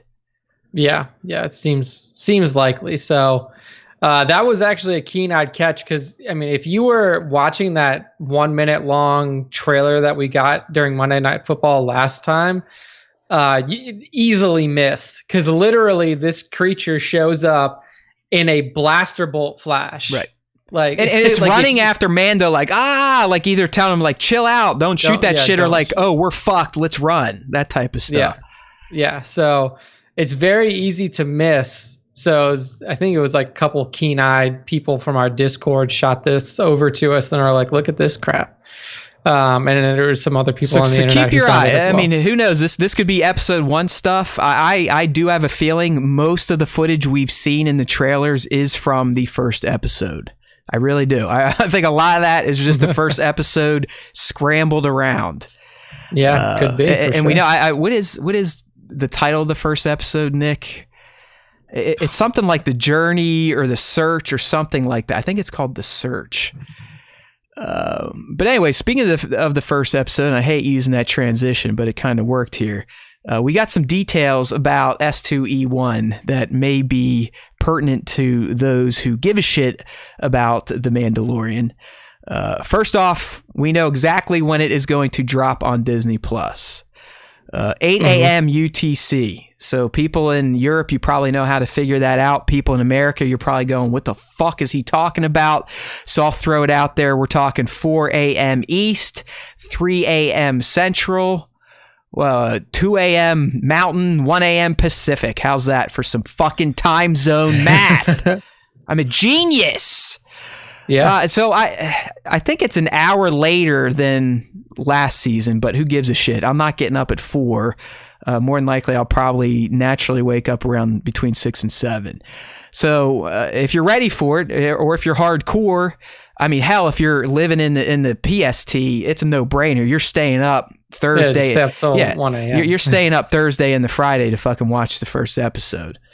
In terms of people like me, it ain't gonna happen. I'm not gonna stay up to 4 a.m. I'm not gonna get up at 4 a.m. Nor does it really fucking matter. But that little Star Wars guy in my head would be saying, and that's why I wake up. It's like, oh, if you get your video out there first, maybe you'll get more views. It is a sickness, my friends. I'm trying to work through it live through the Star Wars Time show. We also learned that S2E1 is going to be one of the longest, if not the longest episode between the 2 seasons of The Mandalorian. It's clocking in at 52 minutes. Yeah. So with that is definitely the longest. I believe so far. so with credits, you're probably looking around 48 minutes of story. I'd say 45 to 48 minutes of story, which is a doozy for an episode of The Mandalorian. I mean, hell, they couldn't even do hour-long episodes for the behind the scenes. So that's big news right there. It means we're probably going to get a lot of narrative delivered in the first episode. I think it's going to be a lot of quick hits. Set up the whole season, I think, is probably what's going to happen here. And I do think we might as well just get into Nick and I will do some light episode 1 predictions here. But I am going to predict we're going to have a closing moment that is of the holy shit variety, just like we had at the end of episode 1 of season 1, where, you know, it's building up. They're going after this bounty. It's 50-year-old bounty. They get in. They know it's in there. But what? There's no adult. What? Go over to this device. Okay, maybe it's just the egg. They left the tracker there to throw them off. Nope. The bounty was a fucking baby Yoda species. So I'm going to say, as Nick kind of put out there, I think this episode is going to be a lot of quick hits. Like he's going to this planet, asking this, asking that, talking to this wee quay bartender, there. And at the end, he's finally going to roll up to that one person or item that is going to, as Nick said, kind of kick off the main season 2 story. And I'm just going to throw it out there. I think we see Ahsoka at the end of episode 1.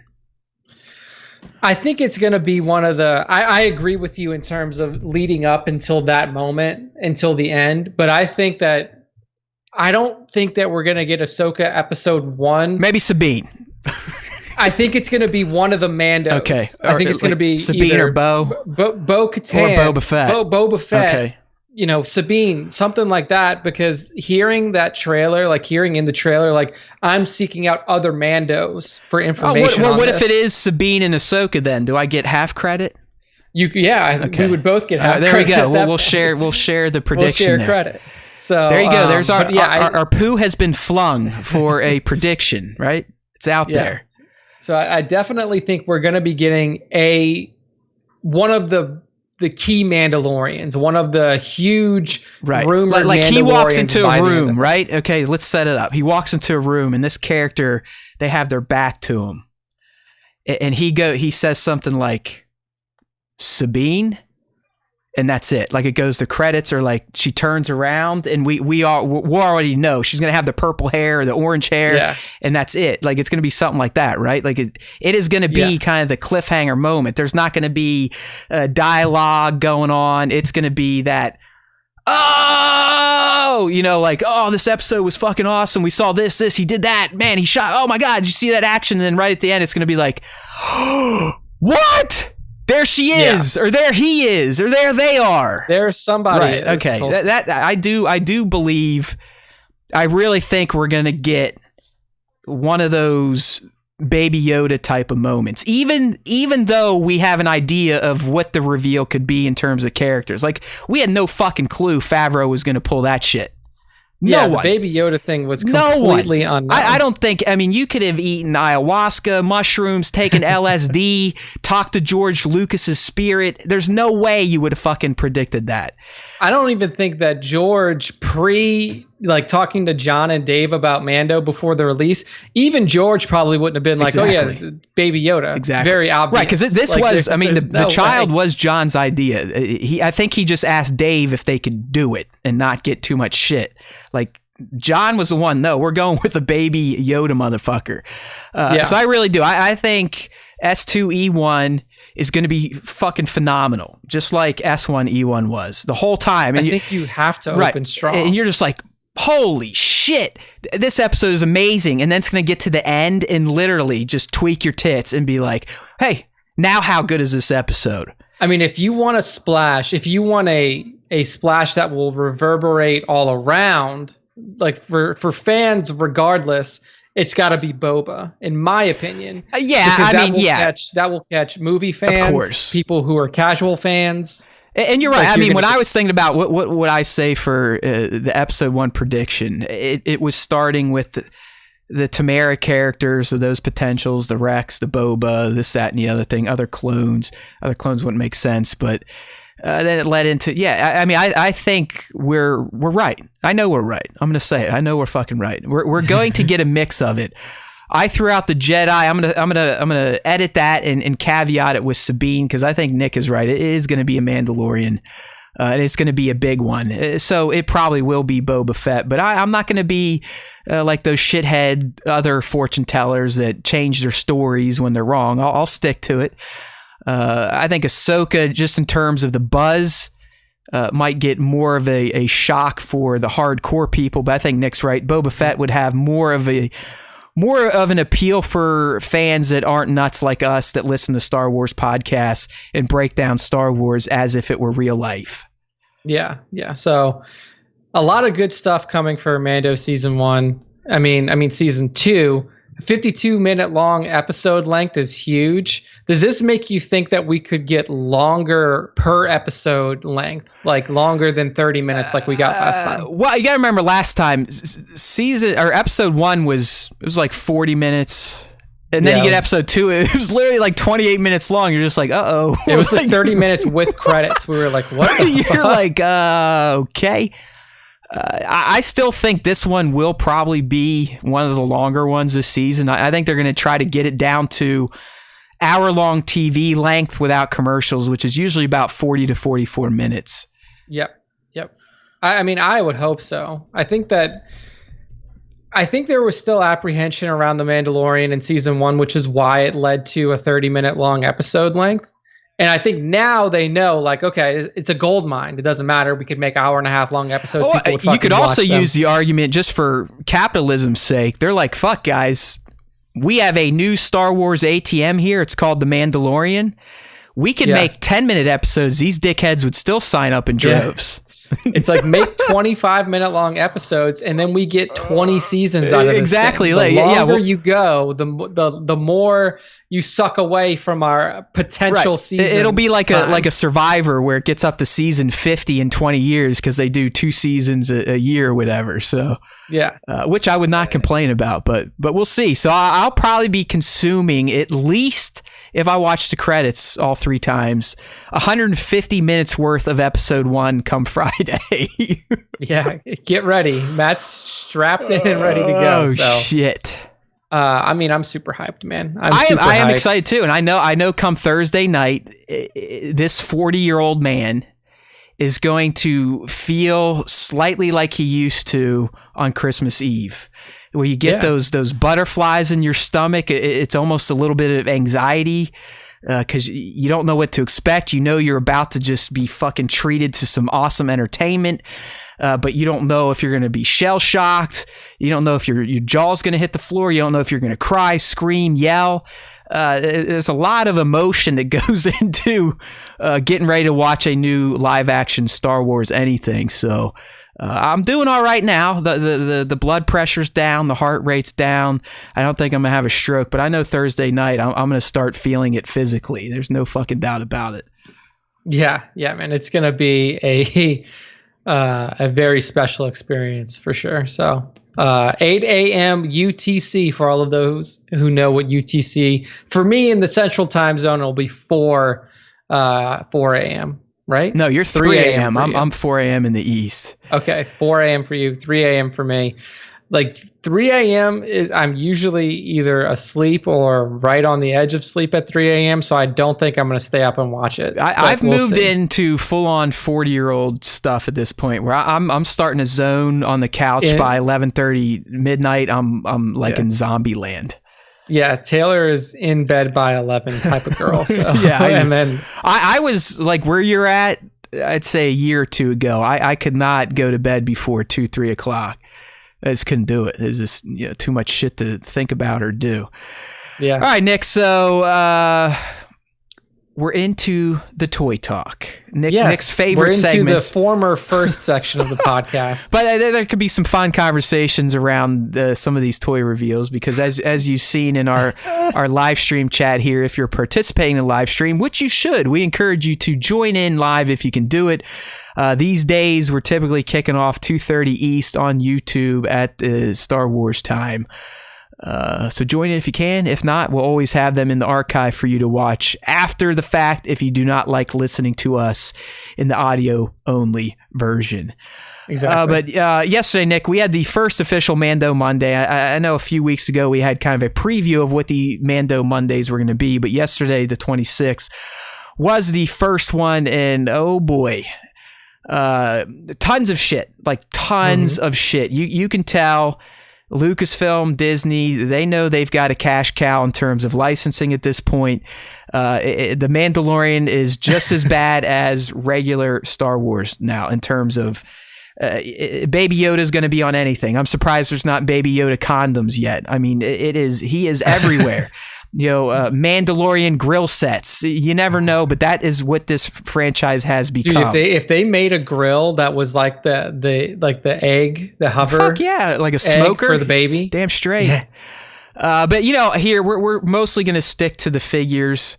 I really didn't even post some of the other shit. We're going to be talking about a controller coming up just because I think it looks cool. But I mean, tons of stuff. Art, socks, clothes, games, you name it. There's going to be Mandalorian. So let's check out some of the toy stuff that got people a little upset. In particular, the Black Series reveals. And there's a set that went out. And this set that we're looking at now, it's a new Din Djarin and the Child set. Not the Mandalorian, his proper name, Din Djarin. And it comes with a ton of great little accessories. I mean, you got little Beskar pieces, you got a tracking fob, you got the most recent version of the child carrier, you got the newer version of the Baby Yoda that has the darker sack and the lighter rings, jetpack, his guns, you name it. And guess what? Even the fucking helmet comes off, all right? I wish it didn't. Oh, and then you see the face. So, Nick, outside of the fucked up face, right? So this face, I'm not going to lie, it does resemble Pedro Pascal. If Pedro had an issue with Krispy Kreme donuts, like I'm talking ate a couple dozens a day just to start things off. The second thing that really rubbed people the wrong way, and I think more so than the wonky looking face, this was yet another one of those Target exclusives that sold out, I think, within a minute to a minute and a half of it going live at 4 p.m. East yesterday. Due to bots, I would assume? Yeah, just all the other bullshit. Now it's up on Pirate Bay, as Greg calls it, for triple, quadruple the price. And it really, I mean, we can all make fun of the head sculpt. I'm going to reserve judgment till I actually get it in hand, although I don't think it's going to be much better. And yes, I did secure one because I'm an asshole. But in terms of what really, I think, kind of tweaked everyone's balls here on this, it's it's kind of like a set builder, an accessory builder, Nick. Like, there's a lot of great shit that you cannot get anywhere else for this figure, especially us toy photographers that want to dress up a scene, add more to it than just my basic poses and portraits, right? So when you see something like this, you go like, hey, I've already got a Beskar Mando, I've got a child, but I'll tell you what, I'd love to get some of this other shit. Yeah. By making it a retailer exclusive, you essentially cut off, first off, the rest of the world, because it's not like if you're in Germany, you can get the shit from fucking Target. But the way Target handles this, there's no control. Once it goes, it's gone. I mean, they do nothing to stop the scripts, the bots. I don't even know how I got this one. I didn't even want this one, and I got it, which is going to piss people off. But my story was, at 4 p.m., my number one was getting the next Black Series reveal that we're going to look at, and that was the Mandalorian era Scout Trooper on the white speeder bike with the child in a sack. All right? Yeah. Fantastic. Great offering. It's somewhat new, even though there's a bunch of Scout Troopers, but the set was nice. I go to Amazon at 4. They didn't feel like flipping the switch on yet. So I'm going, well, fuck, I might as well scroll back to Target and see if this thing went live. And if it's live, maybe I'll buy it just to see if I can beat the Target bots. It was literally a competition to see if I could order an exclusive thing from Target right at the time and actually get it.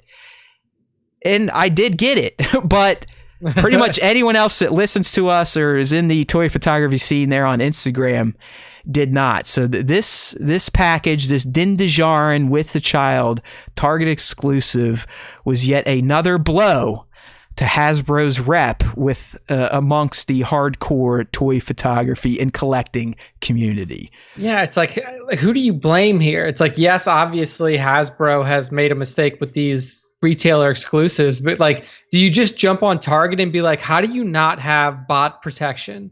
How do you not have CACHPA or something on these fucking checkouts, or just to make sure that people don't bot script them? Or just inventory, man. I mean, Trevor joined, 16 is in the chat now, but he mentioned, and I saw this earlier too, and I was blown away, the Scout Trooper on a bike, which I believe was the hot item yesterday.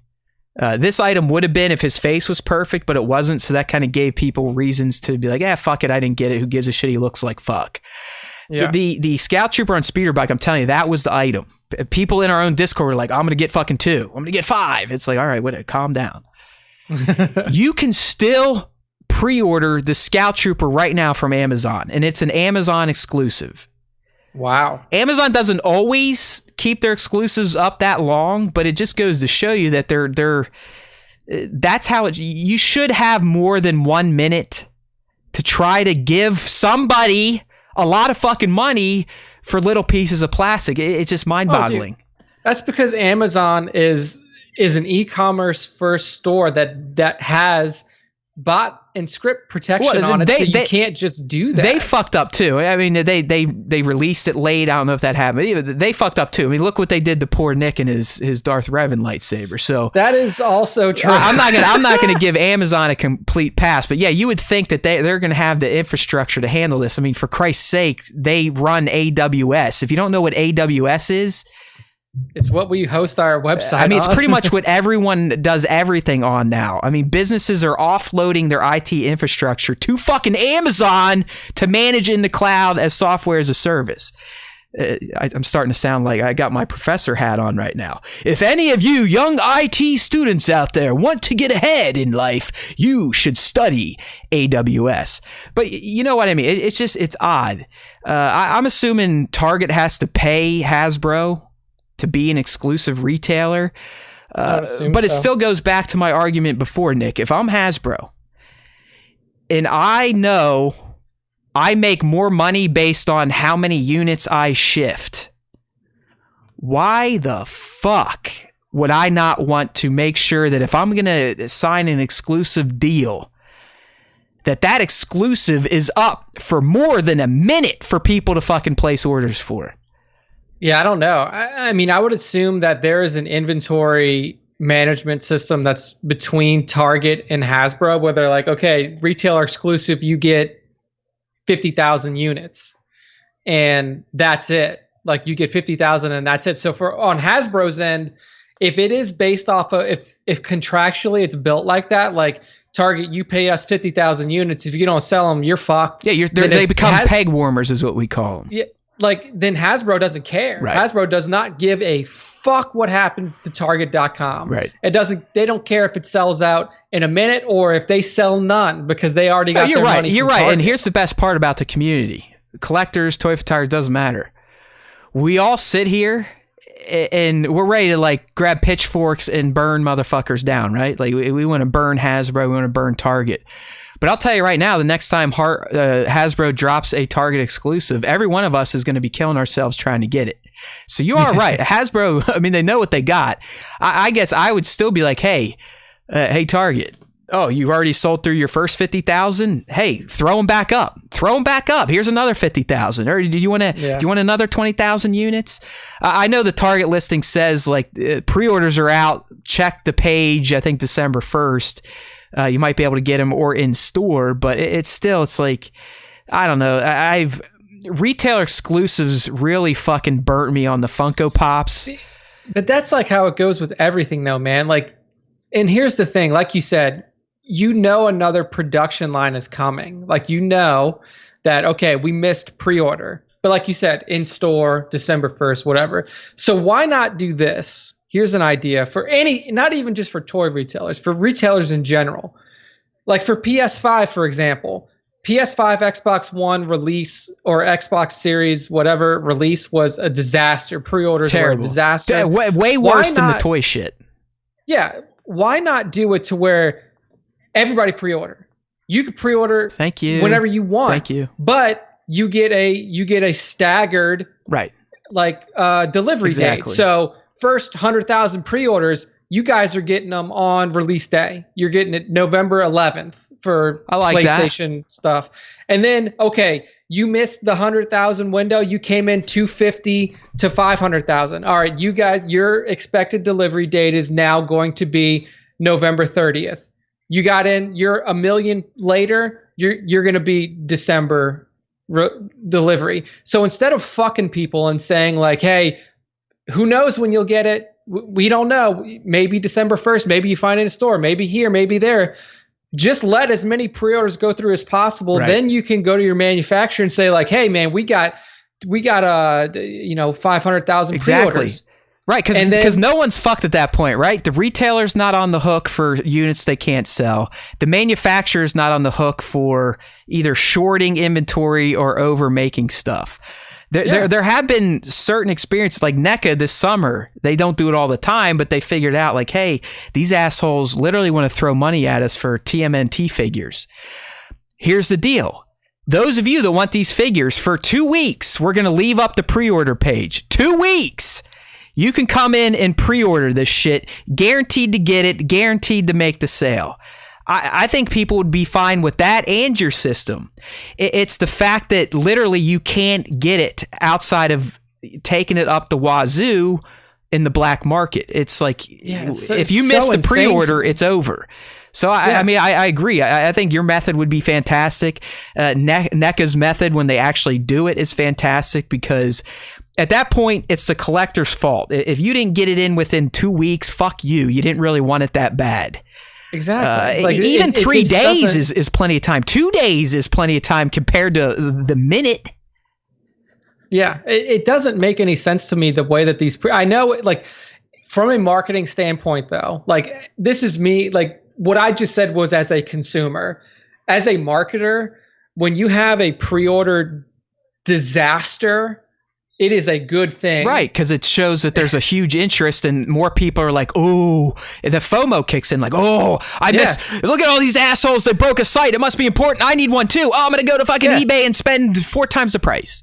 You you not only get the news outlets reporting like. Yeah, it's free. I mean. PlayStation Store crashes. You get, it doesn't matter if it's a mad tweet. If it's a happy tweet, right. Any press is good press in marketing, right, Nick? Anything. Yeah. The people who are on Twitter the day of and the day after Xbox, PlayStation pre-orders, and we're like, I can't fucking give this. Is so blah blah all this. They're like, eat it up. They're like, send the tweets. Exactly. Send the tweets. Yeah, get shit trending. Like, PS5 Like sucks is trending, but Sony loves that. They're like, great. Yeah, they don't fucking care. You're looking at our product. So anyways. So, I mean, like, yeah, but that is what they like. They like to see, like, these people going crazy for their product, whether it be with anger or with love. They don't care. Well, as a consumer, we like your ideas better than as a marketer, Nick. So anyways, that's the Din. I did secure one, so when he comes out, if his face is, as 1/6 shooters calling it, is a Gerard Depardieu lookalike. Some of you youngins probably have no idea who that is. He is a really... I'm not even sure how he had an acting career, but he did do some movies in the 80s and 90s, so check it out. Anyways, moving on to some of the Mando Monday stuff. I already talked about this speeder bike. I'm just going to pull up some images for those on the live stream. Come on, X-Clue Magazine, get your damn images working here. All right, anyways, you guys can see them. Jack, fix it. But no, I think this bike set is legit. And as we said, I think you can still get it now. It's an Amazon exclusive, but it's the Scout Trooper with the white speeder bike, with the child in a sack. I wish the sack was soft goods, but knowing how Hasbro deals with soft goods, we're probably better with the plastic rubber sack anyways. And I think you even get the little debris can or the shit they were trying to shoot in S1E8. So nice. Very nice. Good looking figure. I mean, I like the weathering on it as well. Yeah, they gave the bike some style, and the Scout looks a little poopy. So yeah, I mean, I snagged that one, but I think you can still get it.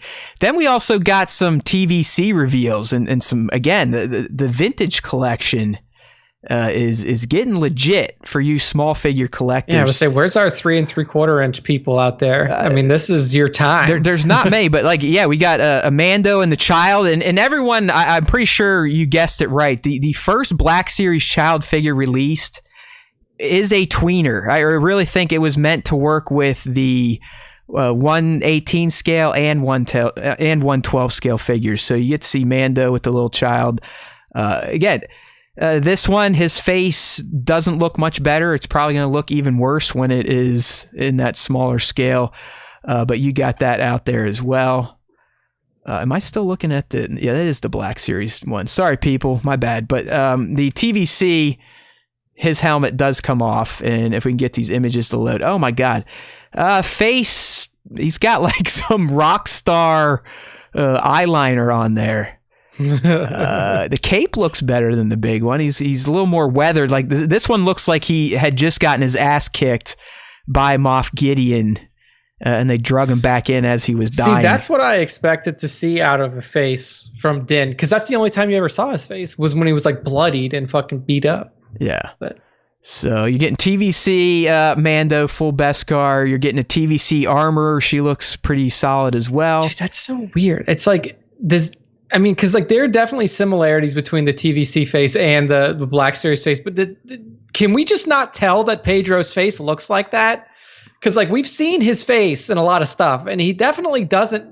Like maybe he was just like chubby when they did the face scan for it. Like, yeah, I don't know. Who knows? I mean, they've gotten so much better, but they miss now. I mean, I compare this Pedro face to what they did to Paul Rudd with one of the more recent Ant-Man sculpts. They don't even look like real people. They look like jerk-offs. You know what I mean? Yeah, they look like almost like a caricature. Like when somebody draws a caricature, exactly. Yeah, the face is all deformed. TVC continuing in an odd move. We're getting a TVC Moff Gideon before an actual 6-inch Moff Gideon. I don't know what that's trying to say. I don't know if Hasbro is seeing more sales in the smaller line now, because you would think these are easier to produce, cheaper to produce. But he looks pretty good. I mean, they really are just, as much as we bitch about Hasbro, as most entitled collectors will do with any line, they really are putting out some fucking quality looking figures for relatively low prices. The Gideon looks great. They revealed this, Nick. I'll be interested in your opinion on this retro collection. Yes, I see some of those. Which is essentially, it's a tip of the hat to the Kenner line from when I was a kid. Like these were the awesome looking articulated figures that I was playing with alongside Trevor and some of the the elder statesmen of Star Wars and toy photography. I'm not gonna lie, the nostalgia and the just built-in collector that I have kind of baked into my soul. I was like, you know what? If I hadn't just spent thousands of dollars this year on Mandalorian hot toy Barbies, I might have, taken out a flyer on this retro collection just to scratch that nostalgia itch. But then the smarter brain kicked in. It's like, hey, asshole, you're literally sitting here like with so much toy stress on your shoulders because you keep buying shit and not putting it away. Why are you going to get stuff like this that literally looks janky, right? I mean, it looks like it was made in 1970. Yeah, dude, I don't know. I mean, they know that collection is an illness, right? They know people like me. It's like the fucking cigarette industry, man. They're like, oh, you like cigarettes? Well, you'll really like menthols, or you'll really like red. I'm telling you right now, and if those of you that are in the live chat here, if you're listening, if you're one of the older Star Wars fans, someone that did grow up with the Kenner figures, did you not feel that Star Wars collectible nostalgia just pull at you just a little bit when you saw this retro collection? Just a little bit. I'm not saying enough to make the buy, but just a little bit. It did for me. I mean, you got to love Gideon has that real janky vinyl cape that Vader had from the Kenner line. You got the little Kuiil. I mean, hell, the child retro looks like a normal figure. I mean, he's almost worth getting just because he's the child. And even the Mando, I'm not going to lie, Nick, for as basic and as dated as they look, there is something about these figures where the little 1980s Matt's going, but they look like your old figures. Wouldn't it be cool to just kind of reminisce? These are like the ones that my dad used to have. Yeah, I mean, there's definitely an allure to them being designed the way that they are, and they're meant to look old and everything. But man, I mean, I'm not a collector, so I don't feel the pull. Right. But you don't even know what we're talking about. Grew up with them like you did. It's hard to resist that. And I mean, are these 3.75? Are these? Oh, they're tiny. I mean, they are old school. Like they only move at the shoulders and the hip. That's it. And I think their heads turn. Yeah. But it's nothing. It's 100% nostalgia based for me. It's like, Matt, you got a bunch, all the paint's worn off because you played so hard with them when you're a little kid. They look just like those, but they're new and it's Mando. Come on, you want it. And then just, it's like, no. Yeah, I mean, I don't know. It's one of those things where it's like, there's definitely nostalgia in it, but for toy photographers, like for you can't do much. This is Nick. Honestly, these figures are right up my alley, dude. Because I mean, they will stand up. I'll be like, hey, listen, I can't do much. They're not posable. You get what you get, right? Yeah. This is why I shoot static looking shots. That's it. So I'm doing it. I'm going back and I'm only shooting retro looking figures. That way, I can just stick to portraits and be happy. That could be your new niche. Your new niche is retro figures. So but yeah, I mean, like, I don't know. I think these are nostalgia only. I don't think that there's any reason that even people in the toy photography community, I know that there are brilliant minds out there that could come up with some way to make these look amazing. I think we got a few. There's it looked like we got a new live streamer in here, Aaron Graff. It sounds like they might be picking them up. So, yeah, I don't know. Like I said, I think it's pure nostalgia. To me, they're more like art piece than something you'd want to shoot naturally. Yeah, like I would keep these in the Kenner, like the retro Kenner card back. I would not open them. If that's what I'm going for, then I doubt that they leave the box. Right. So, all right. So, small scale stuff that is going to leave the box when it shows up here, and it's probably going to be leaving the boxes of many people that decide to plunk down on the most recent HasLab project, is this Razor Crest, Nick. We've talked about it a few times. This is the most recent Hasbro-backed Kickstarter where fans have to pledge $350 in, spoiler alert, it's been backed for weeks at this point. We're trying to work towards the third bonus unlock, which I believe will probably be unlocked either by the end of today or tomorrow. But what we got, Nick, we've only been seeing concept shots, model shots, just the basic mold, the gray template right out of the molding machines.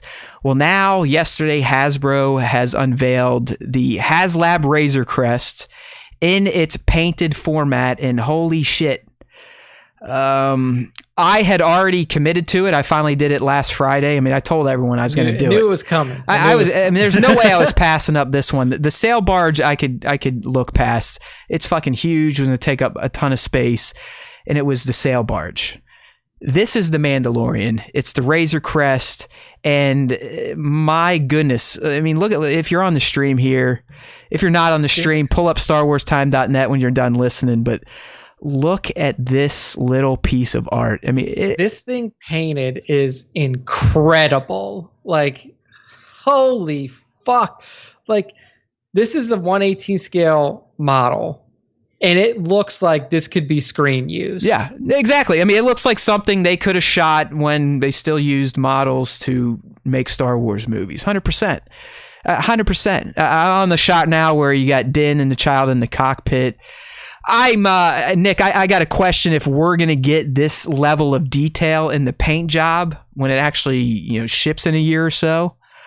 If we do, it just makes me feel even better about my $350 because, like I said, this is a model. This is something that you could find in ILM's workshop, sitting on Doug Chang's desk.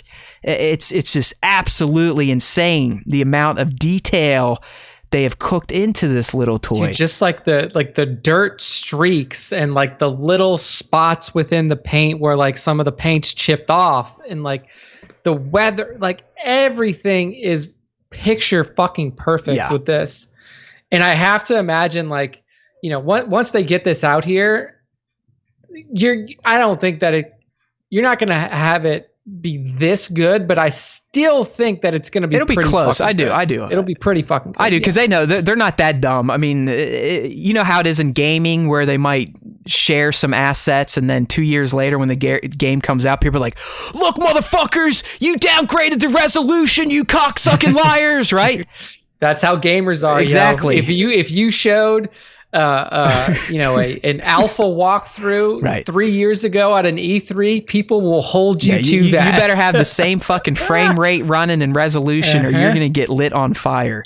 Yep. As you've probably learned, Nick, the toy collecting community isn't much more reserved in their vitriol that they spit out there. So I hope it's pretty close. I'm looking at this one shot. Do you see they have multiple attachments for the space urinal?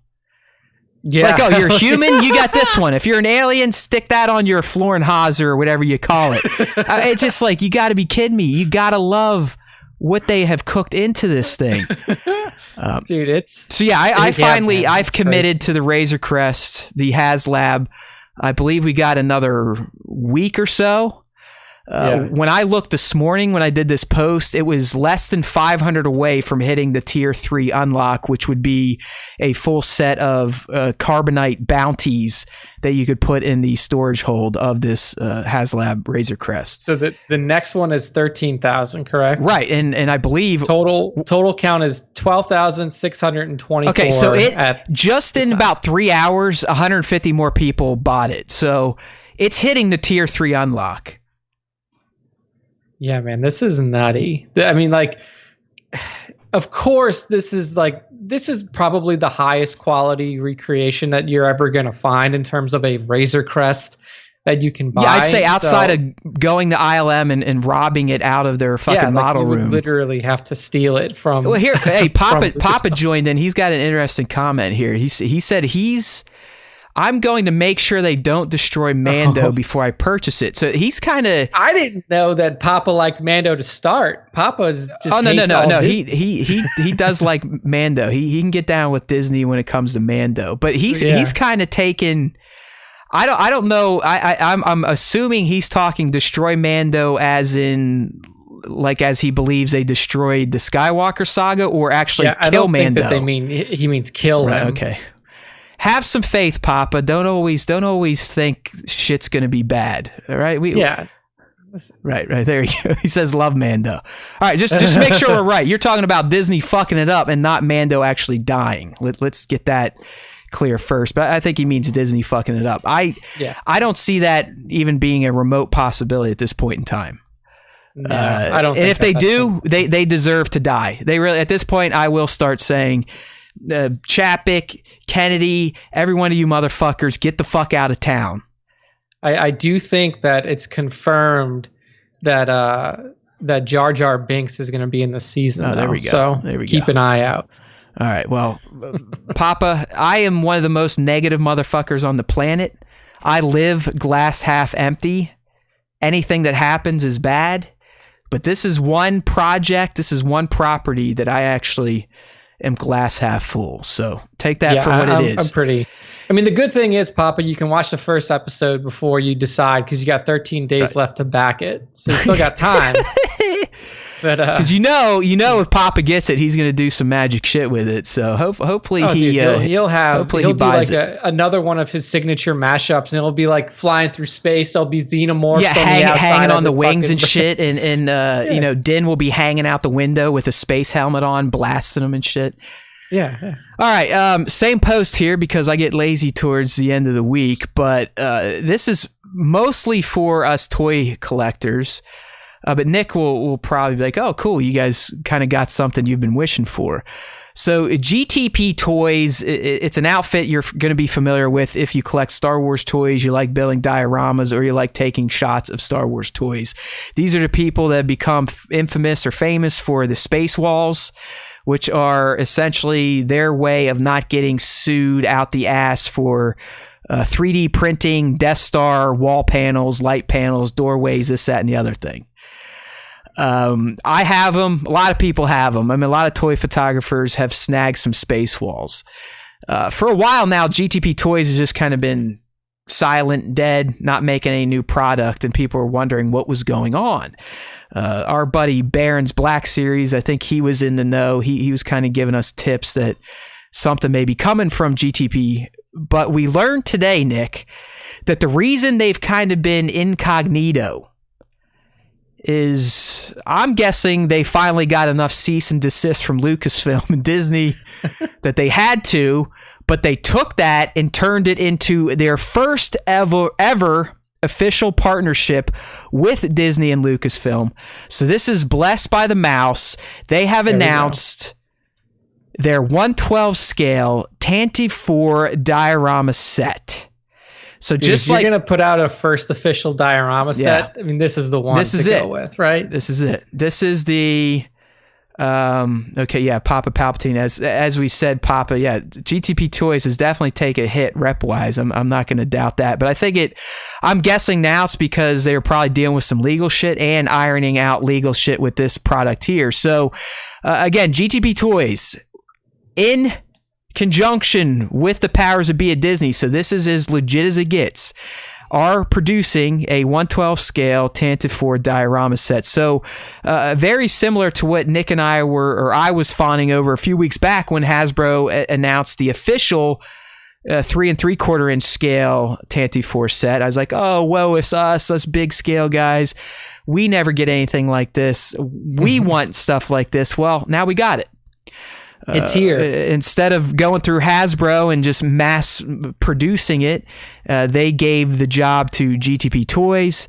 It's up now for pre-order. I believe they're leaving it up for 2 weeks, so it sounds like they're using Nick's system of, we're going to see how many orders we get, and we will produce inventory based on those numbers. So it's up for $179.99, which, quite frankly, I did not think was a bad price for a diorama of this size and scope. Those of you who have bought custom dioramas, I think you know what I'm talking about. I mean, I spent a pretty penny on the Smuggler's Retreat. I know a lot of foam-based dios go for $200 to $300 a pop. So here you're getting 130 individual parts and assemblies, plug-in power to light up over 80 buttons. So you're going to get all the lights going to be fucking built in. This, that, and the other thing. I think it's going to be 36 inches wide, 9 inches tall, 10 inches deep, 3-inch deep top shelf, large enough to display more than 30 plus figures. So, yes, I did pre-order it. And hopefully, as like Papa's saying, it doesn't sound like he's had a good experience with GTP, which I do not doubt. There's been a lot of customizers in the community that have fucked people over on weights and customer service. But I think this one, in partnership with Disney, is probably going to go smooth, and I do believe they're going to hit their March 2021 expected ship for this. So, yep. Yeah. I think that given the blessing from Lucasfilm, that they're probably going to be a little bit more forthcoming with their customer service now. You would hope so. Yeah. I mean, is if they fuck this up, they're done. Right. Like Disney will just be like, okay, you're done, you and tried, you failed. I would assume they'd be like, you're done, and we're going to sue you for all the shit you've already sold. That was basically we're going to take our down license. all the other stuff too. So, oh shit! Yeah, hold on. Hopefully it goes well. Xclude just posted a. Oh, great! Check this out. So this just came from Xclude. Live. Hot Toys 1/6 The Mandalorian Season 2. So far, this has included versions of Mando himself. Oh, no. Are we getting a whole new wave of Hot Toys Mandalorian figures already? Of course you are. Of course you are. Hot Toys needs your dollars, Matt. Oh, no. They need your money. It looks like he's on the bike and the kid's on the sack on the side. Mm-hmm. It's that. Okay. That's the tease. So... Fuck. All right. Well, that came in hot from Xclude, so there's a little tip there. But yeah, I mean, this set looks rad, and as long as there isn't some shenanigans behind the scenes, I think I'm going to be happy with this pre-order. I did plunk one in 100%, even though I won't use it. Just like I don't use my Space Walls, just like I don't use my Nova Ubiquitous, just like I don't use my Smuggler's Retreat. Hey, by the way, if anyone needs dios and shit for toys, I can probably sell them to you, because I'm not sure why I keep them, because I don't fucking use them. You should just set up a business where you buy them, Heather puts them together, you sell them back to people. Yeah, so there we go. All right. We're not done yet. We are not done yet with the Mandalorian consumerism. This isn't, I mean... This will be a quick one here. First Mando Monday definitely did not let down, apparently. Yeah, Mando Monday, if you had the cash, I mean, you probably could have spent about $1, I would think. This one, I don't know if it was included in Mando Monday. I know Microsoft dropped it out, and I kind of picked it up. But they are releasing a really, in my opinion, slick-looking Mandalorian armor-themed wireless Xbox Pro controller that's also going to have a charging stand. I think it's $159.99. It's going to work with all flavors of the Xbox consoles outside of the 360, I believe. So the One, the Series X, the Series S, the 1S, the 1X, all the fucking stupid names they have. It's a nice looking controller. Oh yeah, dude. It looks good. I even like the back panel too. Yeah, you got the little wanted baby Yoda thing on there, the child. Yep. So I mean, it looks cool. The charging station is really awesome. I won't be getting it because I'm not getting into Xbox, but I will say that the Xbox controller design is definitely more well built for customized controllers. Yeah, like this. I mean, I still contend, and people are going to say I'm wrong, but the Xbox family controllers, it's the best controller in gaming. They got better on the PS4, but those fucking controllers have always been stupid. I just think that like having the analog controller sticks offset like Xbox has it feels better on your hand. Yeah, I mean everything feels better in your hand. And I mean, like I said, the PS4 controller much improved. It's like you're holding two dicks, right? It's like you're holding two dicks in your hand and putting your thumb on thumbsticks. They never feel 100% right. And I'm talking about holding my own penis, people. I'm not holding other people's penises at the same time. Nick, the one thing I want to throw out there, and I saw this, I think it was on Reddit, but have you noticed they're using the Mandalorian alphabet this season in marketing, and it did not exist in season 1?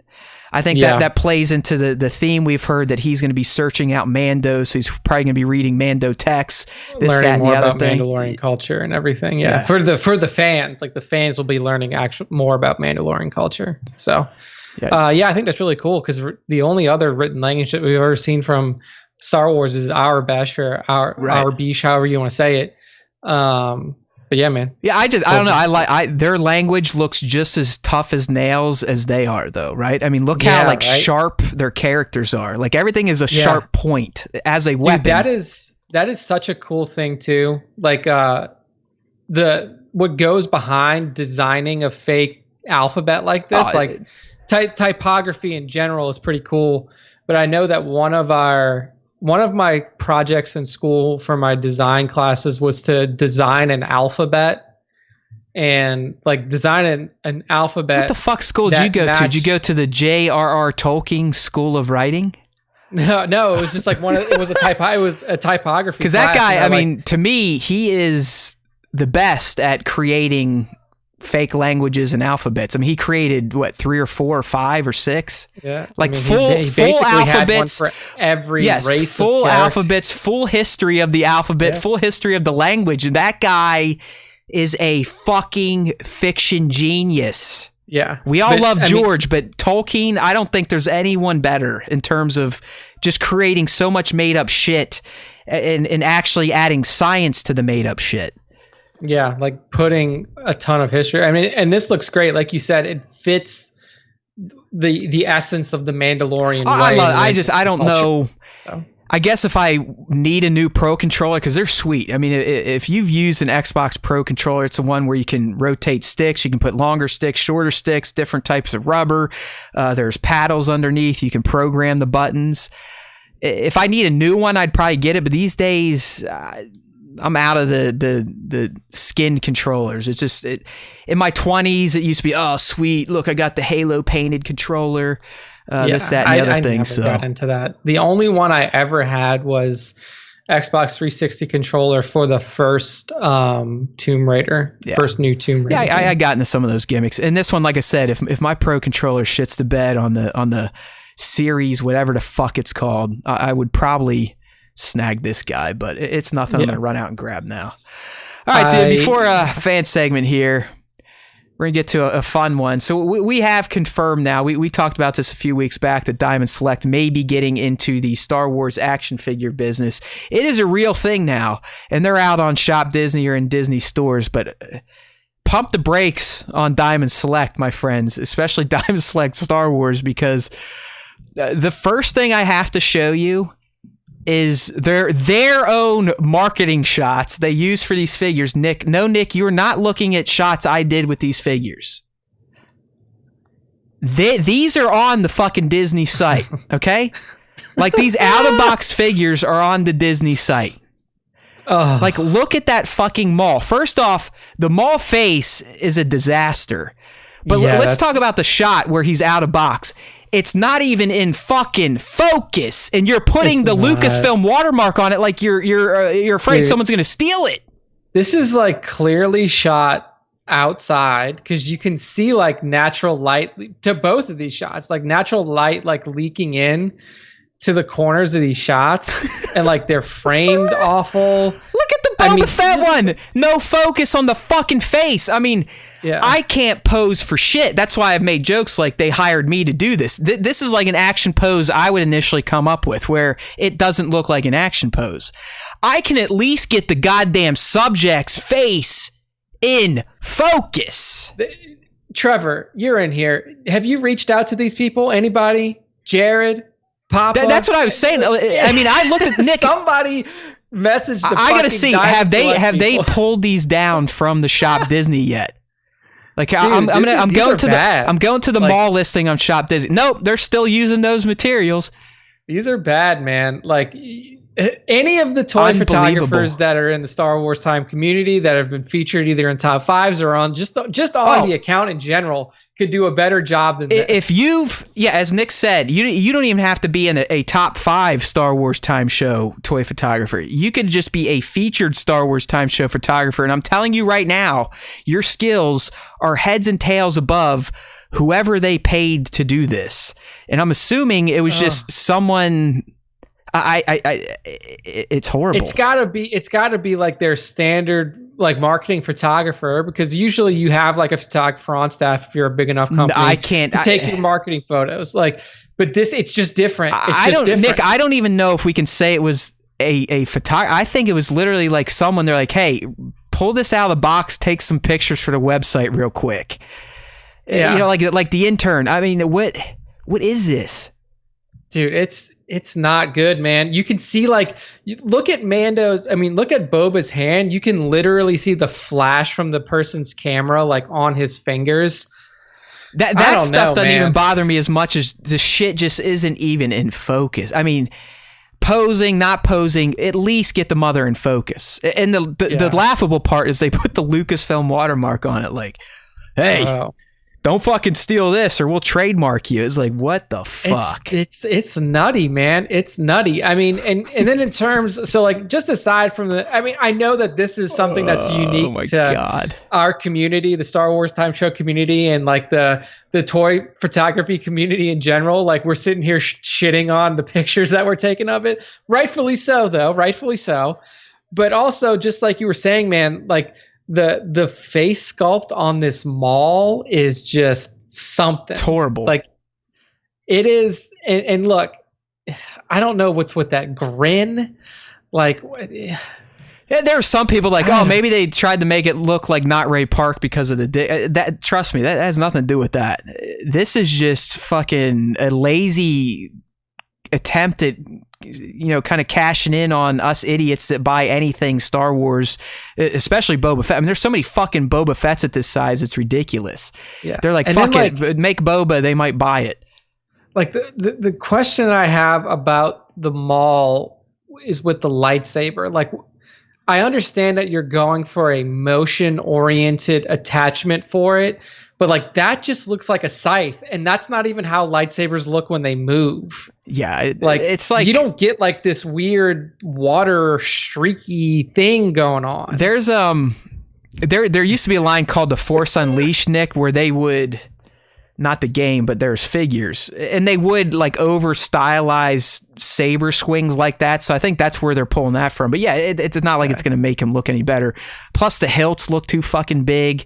I mean, the hilts look like they look like the shitty Disney sabers you have to buy that are so thick because they got to jam batteries into it. You know what I mean? Yeah, like it doesn't. Diamond Select. I do own some Diamond Select figures for Marvel. This is a little bit of a stumble, as they would say at the Techno Beaver. I mean, I will say that the Maul looks awful. It does. The Maul is just bad. As we've been saying many times over with like clones or with anything that has some sort of mask to it where you're not looking at a face, like, the Boba looks okay, but it's so hard to be able to tell with these pictures how it actually looks. Like, I mean, I don't know. I mean, it looks like Boba Fett. That's not hard to pull off. It looks like they did a decent job with like the paint weathering around with his helmet. I don't know. It's hard. Yeah, it's hard to fuck up a Boba Fett. Like the Boba Fett's probably fine. It's just I mean the promotional images they use are just a fucking joke.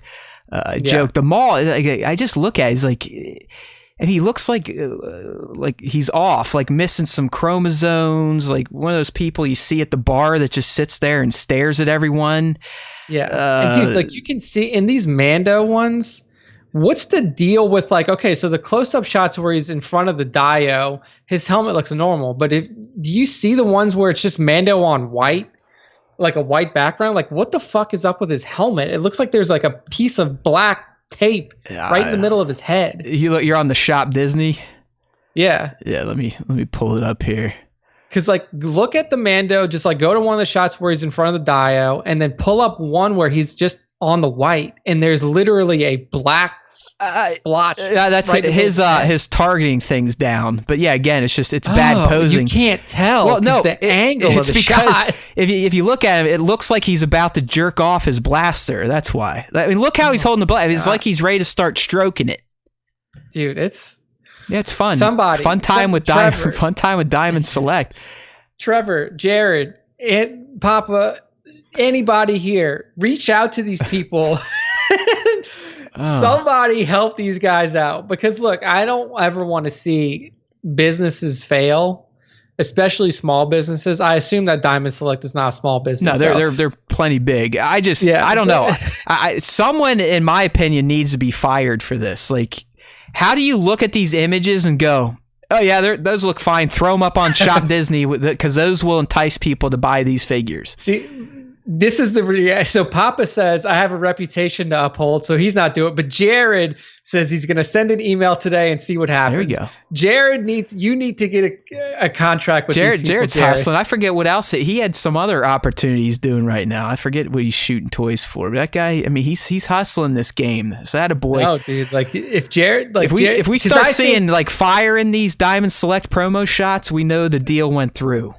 And like, here's the thing is, I think a good toy photographer, like most of the people in our community, can take a figure that looks like that doesn't look good, and make it look good with proper posing, with proper lighting, putting it in a scene the Boba Fett way. Maybe no one's making that mall look good unless you like put him on a toilet like he's taking a big ass shit, like he was constipated for a few weeks.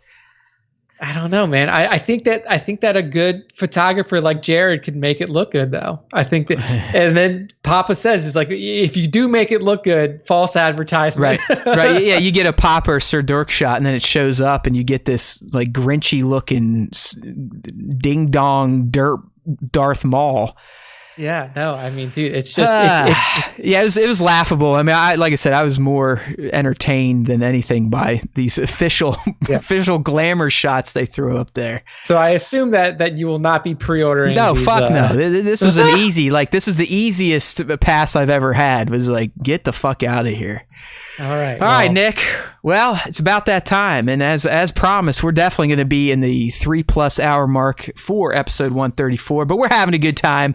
We're celebrating Mando week. We've already had Mando Monday. It's Titty Tuesday today. Tomorrow will be Weenie Wednesday, Thong Thursday, and then fucking Mando Friday. That's how we're rolling at the Star Wars Time Show this week. So, before we get into the top 5 circle jerk, we're going to get into this week's fan question of the week that I think Nick and I may even participate in if we feel like it or have some time, even though we have no time, but we might.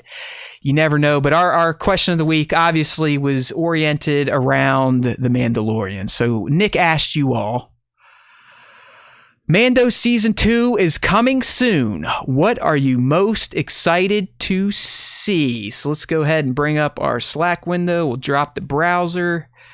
That was my name. Now we'll drop the browser. And here we go. The first response of the week comes through the stories via Greg, a.k.a. Galactic_Battlefront. His reply, hopefully some more backstory on the characters. I always love the deep thoughts, the well thought out replies. But no, I mean, it's generic, but yeah. Let's see more, in particular, to me, Din. Like, what happened after Death Watch came and got him? Are we going to have... Will this season's recurring flashback be of his time learning to be a Mandalorian? Yeah. And I think it could, because I think it would reflect his journey with the child. Because remember...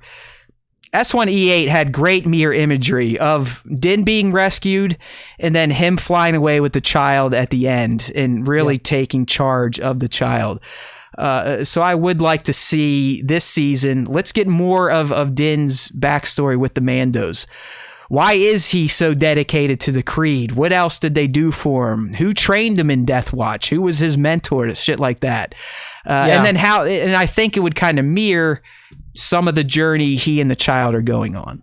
Yeah, I mean, specifically, mentioning Death Watch and Mando, Din, I think that there could be a link there with Bo-Katan and her, the Night Owls and everything else that came after, the Siege of Mandalore. So I think that there's some good lore to be had in season 2, especially considering if you look at season 1, not a lot of character development. Like you basically get thrown right in and it's like, boom, you're going and everything's just happening so fast in season 1 that you're wrapped up in it and you love what's happening.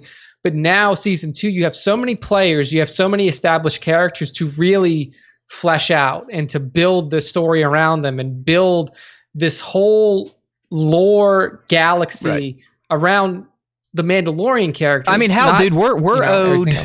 Listen to me, we're owed. Yeah, we're owed such an American. We are owed some backstory on the child at this point too. I think.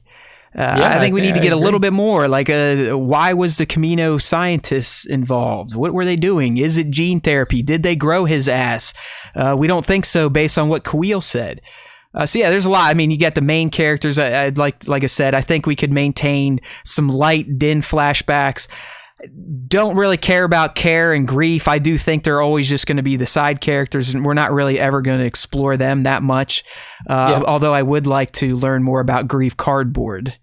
Not so much Karga, but Grief Cardboard. I definitely Cardboard makes another appearance in this segment as well. So you'll have some more Grief Cardboard. But I think someone throughout here see some more heavy Mando. I mean, that I think could play into Din backstory or just someone he searches out. So any Vizsla, like Vizslas are very important. Vizslas are essentially the Jesuses of the Mandalorian culture. I mean, exactly. So the first Mando Jedi was a Vizsla. The Death Watch founder was a Vizsla. This guy that wanted to stab Din in the head was a Vizsla. Drop the Z, but still the same line. So yeah, good stuff there. I mean, but yeah, I backstory on existing. I don't think we need any backstory on new ones. Gideon would be my next big one. I'd really want to get, what are his main motivations outside of just power, like all bad guys? Agree. So good answer there from Galactic Battlefront. Next up, we have DP Johansson from IG. Yeah, I liked it. I picked this one because it was different. It is different, and I like it a lot too. He says, I'm most excited to not see Ahsoka.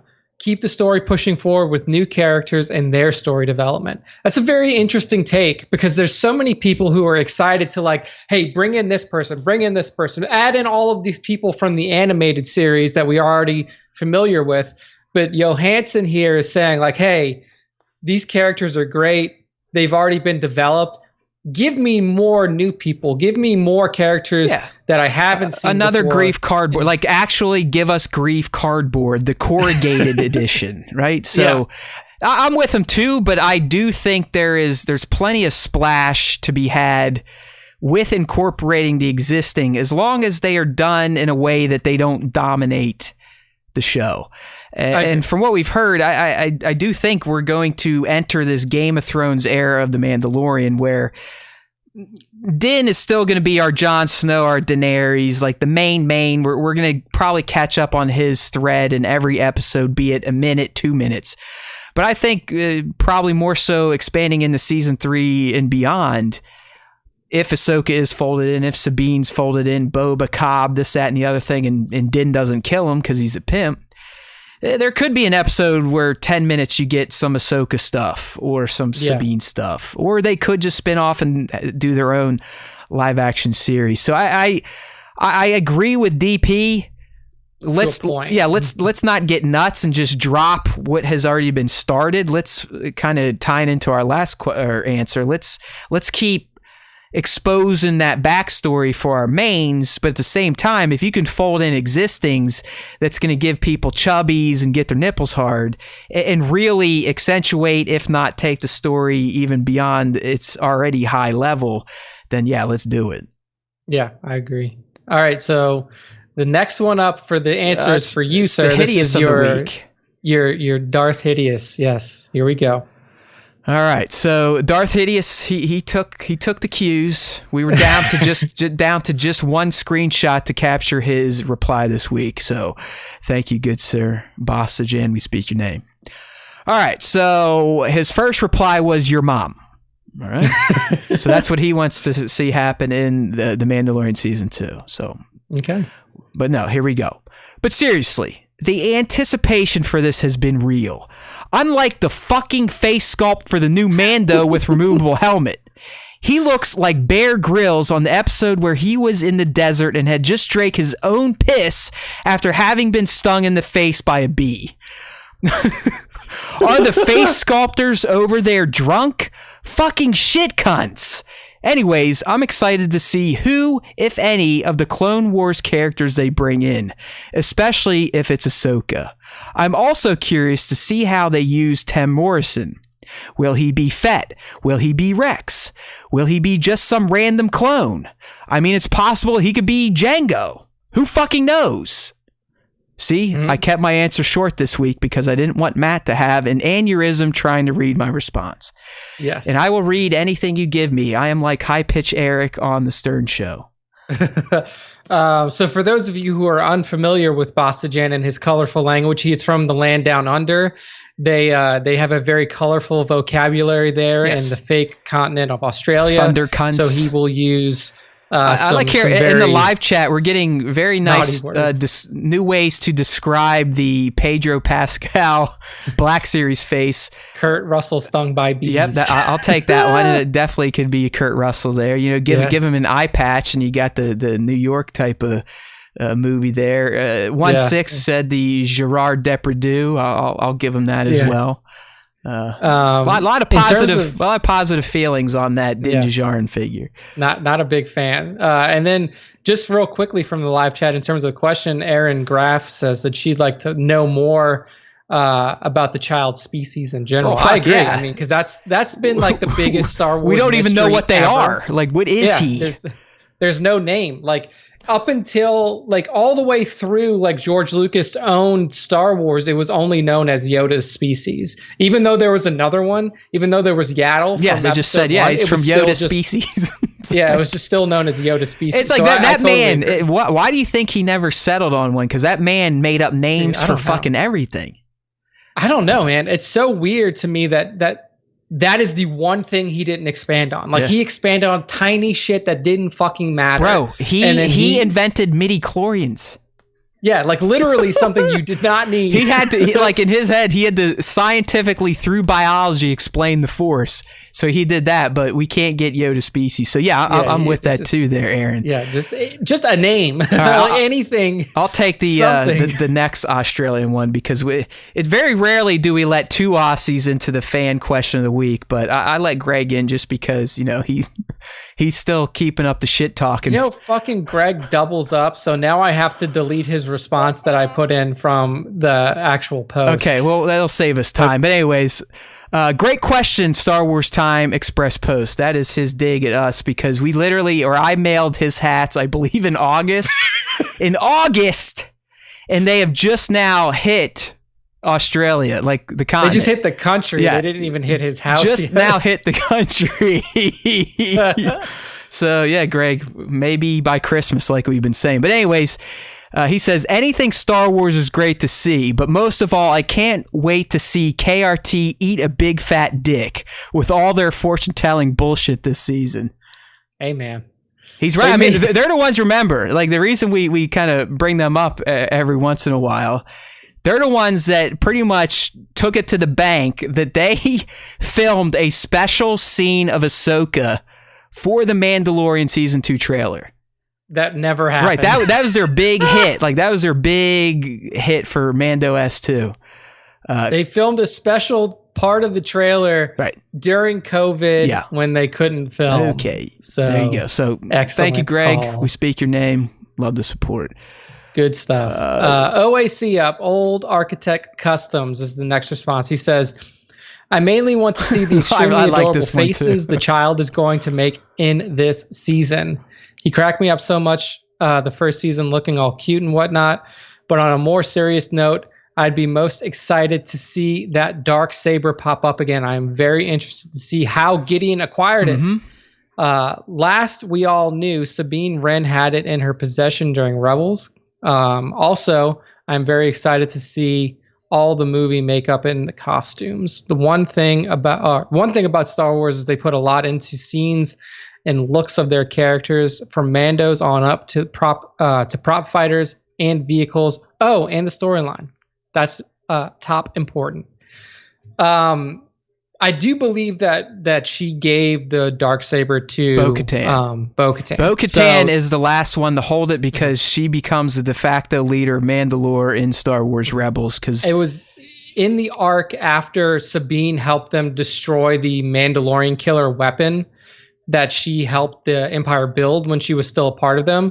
So they go through an arc where she helps them destroy that weapon. After that is over, she gives the Darksaber back. Yeah, there's still like some weird clan shit going on with Mandos by the Star Wars Rebels timeline, where, you know, Clan Ren is doing their thing, and Death Watch or the Owls, they're doing their thing. There's no like unified front, but the Empire's coming in and fucking them, which is helping them to kind of get over their bullshit, their clan warfare, and to kind of work together to vanquish these dickheads. So, yeah, I mean, it's just like we said with backstory on Gideon. We've thrown out there that maybe he's a Mandalorian himself. And he was there for the occupation, and like Gar Saxon, he switched sides and ran with the power the Empire gave him. Maybe we've also said that he is a Force object junkie, like a sycophant, and he's trying to infuse the Force into him and anything Force related. We do know that he knew about what they call it, like the it's not the Trail of Tears, that's real life, but it was the Night of 1,000 Tears, whatever. Yeah, it was a big like Mandalorian massacre that happened on Mandalore. So clearly Gideon, you would think at some point, secures the Darksaber from Bo.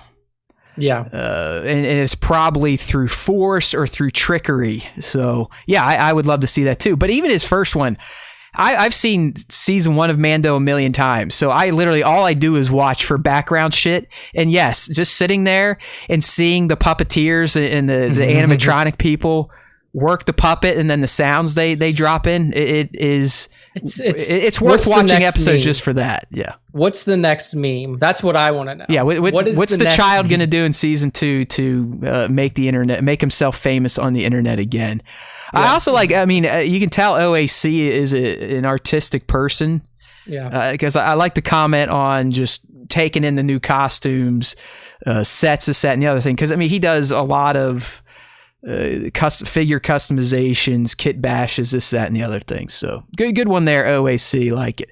Hey, look at this. We got this is a top fiver this week, right? This is a top fiver as well. So Sir Dork making the show twice. He says, seeing Tamira Morrison possibly play Boba Fett would such amazing way to connect all the different eras. We have to read them the way you write them. So if Nick sounds extra dumb, it's usually from other people's writing. Would be such an amazing way to connect all the different eras of Star Wars. A prequel actor playing an OT character in a Disney Plus show that has already brought so much in from the animated series. I agree, man. Well, if we want to get technical, Boba Fett is a prequel character. Technically, yes. First introduced, though, in the OT. Jared, he's trying to shut you down at every turn. But, I think, and here's the thing about Tamira Morrison. Darth Hideous, a.k.a. Bostajan, mentioned him, too. Like, Tamira Morrison could be, like, forever employed with just this show. If they just brought in different clones. If they were like, hey, let's Rex, Wolf, all these other clones just come in. Hey, let's do a Django flashback. Boba Fett's in the show. They could just keep Tamira Morrison employed for the rest of his life. But yeah, because he's aged properly now, especially to play an older Boba Fett. Rex, they'd probably have to give him some makeup because you got to remember those clones had everything was accelerated. Accelerated aging. Boba did not. Boba did not get that. He was normal. He was literally Django. Yeah, there was a storyline in old canon. I don't know if this is going to exist in new canon or not. But there was a storyline in old canon where surviving clones found, or a few of them found a way to reverse the effects of this aging process that they applied to them during their. I get we can only speak to what we know and what is canon. And in Rebels, we do meet Rex, Gregor, and Wolf again, right? Yeah, and they are old as fuck. They look old. They got the gray beard and everything. They look like Santa Clauses. Rex has a belly. He's bald. Yeah. We do know Rex made it to Jedi, so I'm not saying Rex couldn't be around, but I do think. No makeup, Boba Fett. He'd probably need some aging stuff to do. Anyone else? The clones, right. Yeah. The actual fighting clones. Hey, there's Bostajan. We miss you too, buddy, but you got to work. See ya. Get out of the live stream. Okay. Get out of the live stream. Thank you for your responses, though. next up, we got Lima 4 photos. I got to take another leak, my friends. It was quite an H2O filled morning. That's just like, he's just doing this whole podcast from the bathroom. Keep going, Nick. You got it, buddy.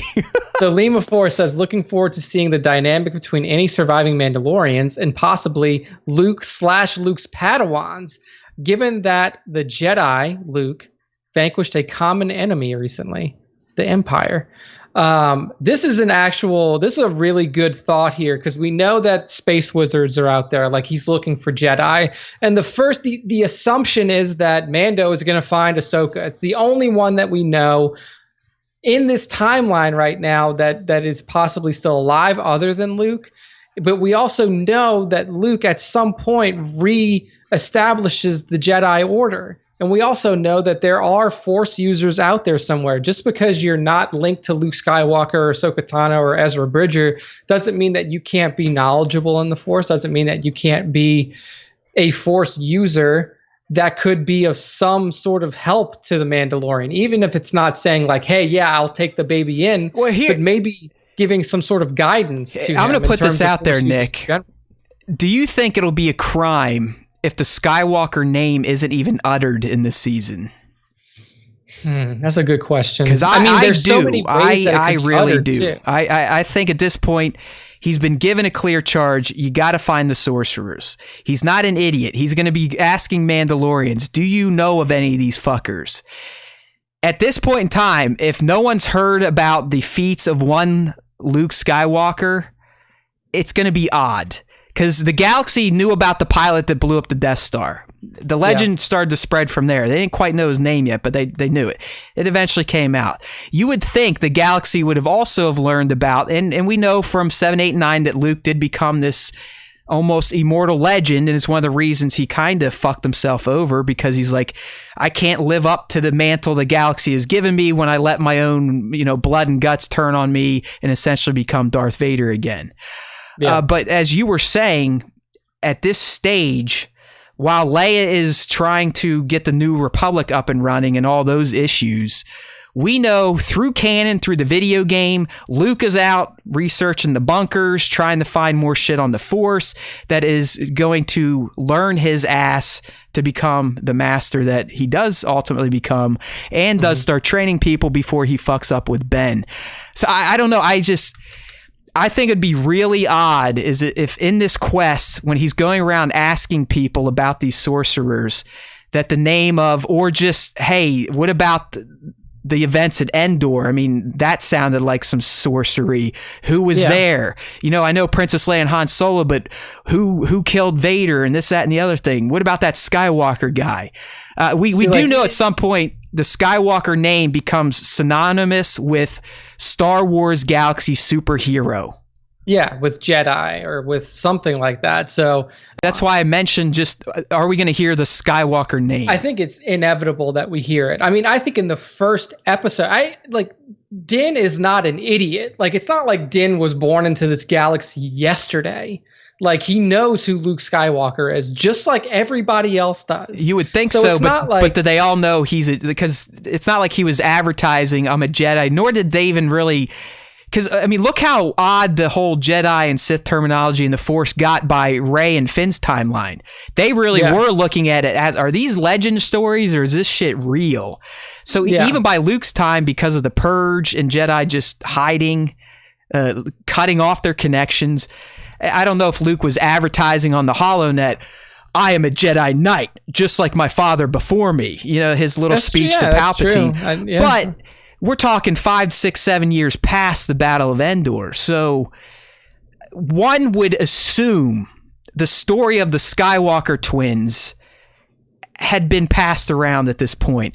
And the feats that they were able to pull off with a ragtag group of shitheads. Yeah, you would think Din would be like, okay, Skywalker, Anakin Skywalker, blah blah blah blah blah blah blah blah blah blah. I need to find the Skywalkers. I think it would come up. I totally agree. Because to me, I'm sorry, this one's got me going, Nick. I know we need to move, but this one's got the speculation juices going. To me, it would make more sense for someone like Din, unless he runs into Sabine first, to hear about a Skywalker sorcerer versus a Tano super secret sorcerer, right? Like she wasn't even a Jedi. Like, who the fuck knows who Ahsoka Tano is outside of Sabine, like Sabine, I said, Bo-Katan, like these very, very specific people who know who Ahsoka Luke is. definitely had a bigger profile in the galaxy, I would imagine, than Ahsoka at this point in time. So, I mean, I still think even if they take and I think this is the way they're going, the Mandalorians via Sabine Bo will introduce them to the sorcerer via Ahsoka.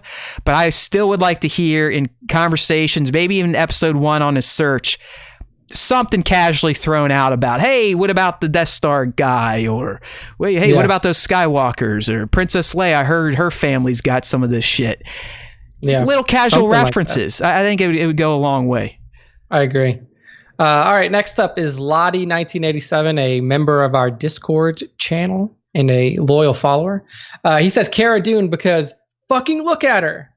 He also says more whistling birds because they're the coolest gadget we've seen in Star Wars since Darth Maul's double-sided lightsaber, and more Death Troopers because they're cool as fuck, and I just love hearing them talk to each other in that weird encrypted way. We should just do a whole fucking episode. We're going to do a whole podcast like that, and then you guys have to translate it from Death Trooper to basic. Yeah. So... Or we can talk shitty Jawa like Din and get made fun of. It's one of my favorite scenes. They're like, listen to his Jawa. Like, dude, you gotta love. Like, think about it. Think about how ballsy Jawas are. He literally murdered 5 or 6 of their friends, almost lit them all on fire, and they're still willing to talk shit to his face. Yeah. Like that's some fucking bowling ball sized nuts for those little scavengers. Yeah, they don't give a fuck. Fucking love those guys. So good response here by Lottie. I agree. Like, I really do want to know more about Cara's backstory because I think that the Rebel Shock Trooper angle of her story is pretty cool. Like, where did she fight? And we know she fought on Endor. Like, what was, like, does she have, like, some sort of flashbacks that we can see? Yeah, I mean, if we're going to go with the whole Cara and Bo show, they definitely could cement some of that relationship by showing a flashback of, maybe Shock Trooper helped Bo out. Maybe she helped fight the Empire on Mandalore. Who the fuck knows? But yeah. Something, yeah. All right, so next up we have Plastic Picks. He says more original characters, creatures, droids from the original movie showing up. How epic would it be to see Salacious Crumb being cooked, but even better to see more in a cage watching him be cooked? Didn't that already happen? Well, it wasn't Salacious. It was a Kowakian space monkey. Yeah, Kowakian monkey lizard. Yeah, whatever the fuck they call him. But yeah. I mean, I love seeing new stuff. I like the old stuff. I mean, even last year when we saw, what was that, R5 showed up in Chalum's Cantina. So yeah. we love those. I think you're going to get stuff like that. Of course. Like that is like Filoni's specialty. Yeah, that's my special. That's how I watch episodes, for the random bullshit that's just placed in there for nerds. Yeah. Like if you want to see stuff like that, Plastic Picks, just wait till we get to episode 5 because that's Filoni's. It's going to be littered. The whole episode's it'll just be the title is going to be called The Egg. Yeah, so it may be. Yes! Right. Yes! I'll let you read this one. Yes! This is your boy. This just made my day. Like, Nick usually loads these in, so this is genuine excitement to see that Grief Cardboard, my hero, one of the best handles of all time, has returned to the Star Wars Time Show Fan Question of the Week segment. Thank you, Grief Cardboard. I've literally spoken your name every episode since. Fucking Ivan was talking Grief Cardboard today. Yeah, you were. And his brother, Corrugated Cardboard. All right, so here's what Grief has to say. Well, of course, seeing some more Grief Cardboard on the screen, Weathers brings a ton of energy to the character and really stands out in all of his scenes. But in all seriousness, I'm really just looking forward to new content from the Star Wars universe. Thank you. I'm also looking forward to seeing Ahsoka connecting the Clone Wars and Rebels to the Mandalorian. My dark horse hope is that we get a chance to meet Cobb Vanth from the Aftermath trilogy. His storyline and the interludes throughout the trilogy were my favorite. His character potentially purchased Fett's armor in the story. Finally, I mostly want to see Baby Yoda do the hand thingy again. That might have been the best line from the whole show. It's just great. Do the magic hand thing. Yeah, it's great. And that was right from Taika. Like that, they even mentioned that in the behind the scenes. But first and foremost, can we recognize not only does Grief Cardboard have an excellent handle, but great grammar too. That very solid. Great grammar, great organization. I hope he's a listener, and he has taken cues from me berating everybody else about their grammar. But yes, very the well fact written. that he even threw in a Grief Cardboard joke in his own write-up, I think he must listen and know that I am a huge fan of the Grief Cardboard movement. He's committed. He's committed to the handle and to the meme. So, really but in all seriousness, Cobb Vanth was something that you brought up. Yeah. When that first Boba tease way back when. So if it happens, y'all motherfuckers, you better go out there and speak my name and let people know that I called this a year ago. Thank you. Yeah, just go back to, because Matt has a whole fucking episode dedicated to who was who was the person at the end of episode 5. I was like, could it be Boba? Could it be Cobb? Could it just be some random person? Let's do it. Yeah. West Coast Figures. Good answer there. West Coast Figures says, story development aside, S1 missed the mark in terms of an iconic battle / shootout scene. It didn't have anything as memorable as Netflix's Daredevil hallway scene. When I first watched that was I'll let you finish. Huh? I'll let you finish. Go ahead. Sorry. Okay. He said, I immediately rewound it to watch it again. Same with Netflix Punisher prison fight. I would love to see S2 get a little grittier, but Disney, or have an iconic fight scene. All right, let me address this first, Nick. I do think season 1 had 2 good shootouts. We had the season 3 Escape with the Child, where the whole fucking bounty hunter collective comes out, and out of nowhere, the covert rains down from the sky. Okay. Yeah. I think that was a good shootout.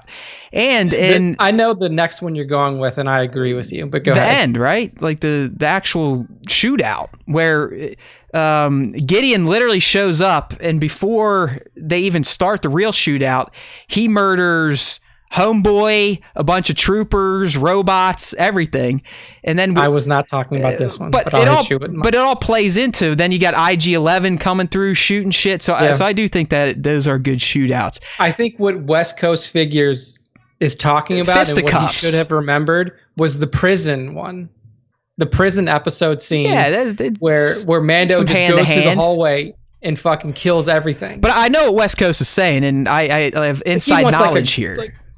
Yeah, I mean, I interviewed the stunt coordinator that designed and filmed that one-shot scene in Daredevil. His name's Phil. It was unlike anything anyone had seen at that point in these Netflix shows, or really in shows in general. Doing a one-shot action scene is fucking tough, and if you don't know what a one-shot is, what's your fucking problem?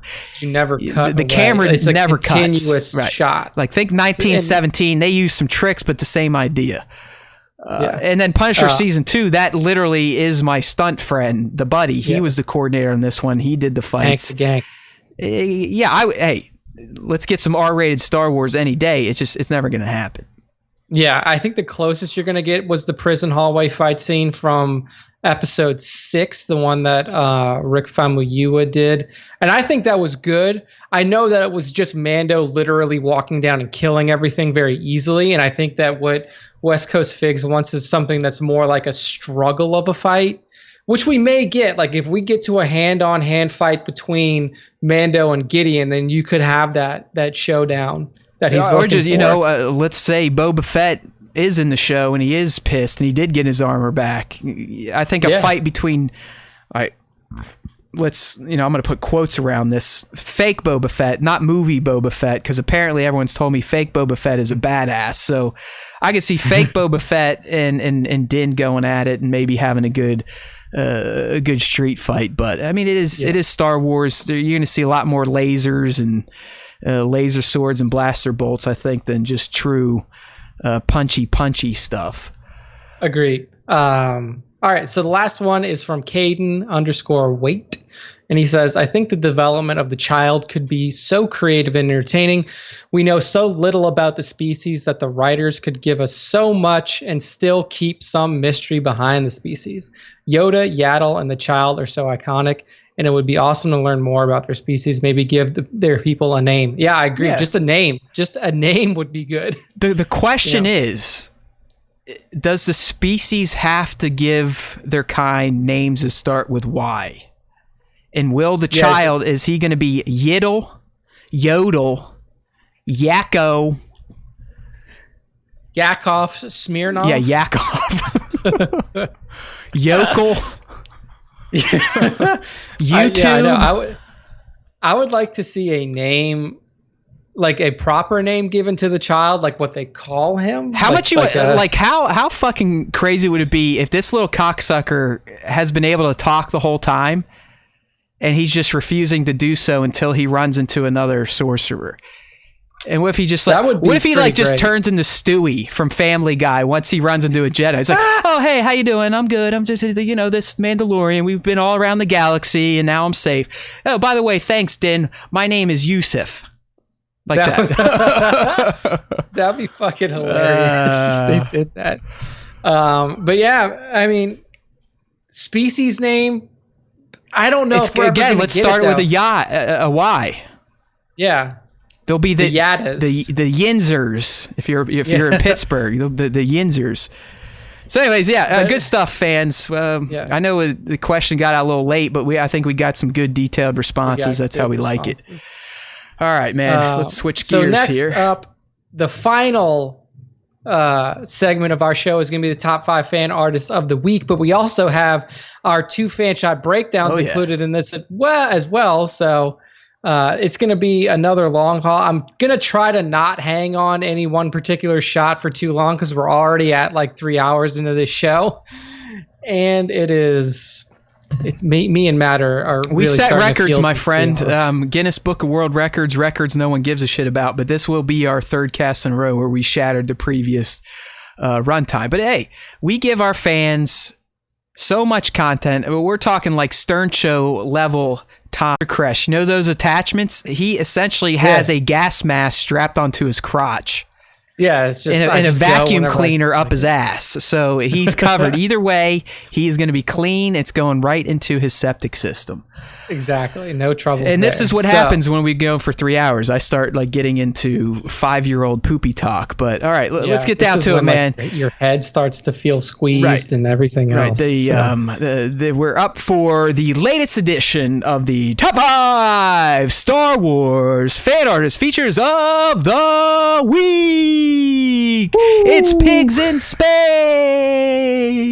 And like Nick said, I get to beat up 2 people, but I saw the candidates. I have not seen their images, so I have a feeling I'm not going to have too many bad words or bad things to say. I feel like the first few that we got, like the first crop of images that people sent through, they didn't send them through to get critiqued. They sent them through because they're like, I want Matt to say nice things about me. They're like their own. It's like a backdoor into the top 5. Yeah, it's like they're great shots, and like I looked at both of them because basically. Everybody sent in. We have so many shots that we can do this for like the next year, once a month with 2 shots and probably be okay. Yeah, I think so. But it's just they're both fantastic shots. But we'll get to those when we finish our top 5. So to kick off our top 5, we have one of the 2 original goats. The other goat has now ascended into heaven. We have no idea what happened to Jesse. We do. He's still on IG, but he's just busy dio making. But we have at Sir Dork 730 here for the first image of our top 5, and he has a fantastic Baby Yoda shot. Yeah, I like this. And what I love about this shot so much is that there's so much happening around. There's troopers flying everywhere. There's mud and dust kicked up, but Baby Yoda is perfectly in focus with his rosy red cheeks, and he just looks so happy to be flying. Yeah, hey, see Diamond Select Toys? It's not hard to get your subject in focus. This guy can do it with all sorts of calamity happening in the background. Yeah, but it's just beautiful. Like, I don't know what happened. Like, I don't know if like Baby Yoda just set off like a force bomb. And I believe the dork's initial caption was the child's tantrum or something like that. So yeah, there we go. Yeah, he's having a rough day. Maybe he's got some poo in there, and Din hasn't changed him in a while, so he's throwing a fucking shit fit, literally. And I mean, this is vintage Sir Dork. He's been getting a little more artsy fartsy these days, you know. Dude, that other shot that we featured from him a few weeks ago, that samurai stormtrooper. Yeah. Like I said, I mean, he sometimes puts down the flamethrowers and TNT, and he goes for the more artistic design. But this one, like I said, getting back to vintage Sir Dork. You got the mud debris in there. I'm sure he busted out his drain blaster for that stuff. You got great chaos poses on the troopers. Their necks are getting choked out. The poses on the troopers, even though they're background figures, they're so perfect to sell like this force explosion. Yeah, and it's like it does feel. You can feel the child just through his own anger. He's levitating, like the force has levitated him. He's so pissed that he's ripping up the earth with him, and anything around him is getting caught up in the child's force vortex. Oh yeah, and I believe I this wonder is how many midichlorians that takes. Exactly, over 9,000. Nick is what I can say. I believe this is the figure arts child, which I have to say now that I have it in hand, is probably the definitive version of the child at this scale. I have the Asus film models. It just showed up yesterday, Nick. You should see this. It comes from Spain. It is a piece of art. Like the guy even like prints card backs. I can't believe he hasn't been sued. He puts Velcro on the box plastic so you can take the figure out and not destroy the box. So it is a piece of art. It's a great looking baby, but I'm telling you right now, this child from SH Figure Arts, the definitive child. Wow. He's got the best posability, the best face sculpts, in my opinion, the best paint. He's got cloth sacks. He's got ball sacks. You never know what you'll get with Figure Arts. But I do believe now that I have them all in hand, be it the Black Series, Johnny Walker Customs, Asus film models, how many fucking childs can one man have? Too many is the answer, because this is the one you need right here, the Figure Arts. There we go. So beautiful work at Sir Dork 730. Good friend of the show. Good friend of us. I want to know who is the cocksucker that took Sir Dork before Jared could take it, or Jared? Do you always have to put 730? Do you put? Is it just like is it like a 1138 thing, or did someone jack your Sir Dork and you had to throw on the 730? We'll save that for story time in the chat. If it pops up, we'll mention it. There is a regular Sir Dork at just Sir Dork on Instagram. It's really bad though. There's only 3 followers. They've never made a post. All right. So, well, I think we need to force this person to get rid of their handle. So, well, that wouldn't make sense because then he'd lose his massive following. So he will be the 730, the 187. 730 is the quintessential end to Jared's handle. Right. So beautiful work as always. Next up, we have just a fantastic portrait shot of a Kit Fisto by @Ulysses_GRN2. This shit, and I'm using shit in the most positive ways you can use shit. What Ulysses_GRN2 does with Black Series figures is absolutely insane. Nick, this is Black Series. This is not okay. This isn't even like this is a little 6-inch fucking figure. Wow. Okay? That's what I mean. This guy is one of the best macro photographers in the Star Wars space. He does a lot of shots like this.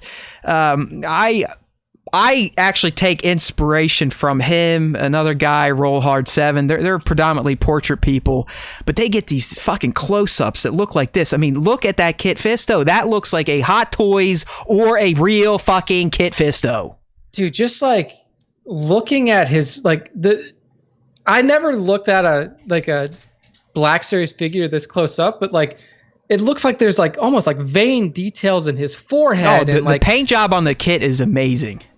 Yeah, like this is just, it's such a good portrait, and it's just the way that he's got it lit, the lighting that matches Kit's, skin tone, the green of his skin tone, the green of his lightsaber, the reflections out of his eyes, and just the way that he can take a $20 figure and make it look like this is a shot from a movie. Exactly. It's nuts. It's like insane. Yeah, it's a model at ILM right now, right? Or it's a hot toy prototype. It's a 1/4 scale version for the artist to use for CG. I mean, it really is amazing. I mean, I love this page. Like I said, it's more of a static posing page. Really just kind of work on the subject, the lighting, and that type of stuff. So naturally, someone like me that doesn't get into the actiony type of shots, I'm drawn to the portrait style photography, and Ulysses underscore GRN2. That is ULISES underscore GRN2 is one of the best macro Black Series photographers out there. For sure. Beautiful work. We have an update on the Sir Dork name. Apparently he made the username in 7th grade. There you go. Stick with it. So there was already 730 Sir Dorks way back when.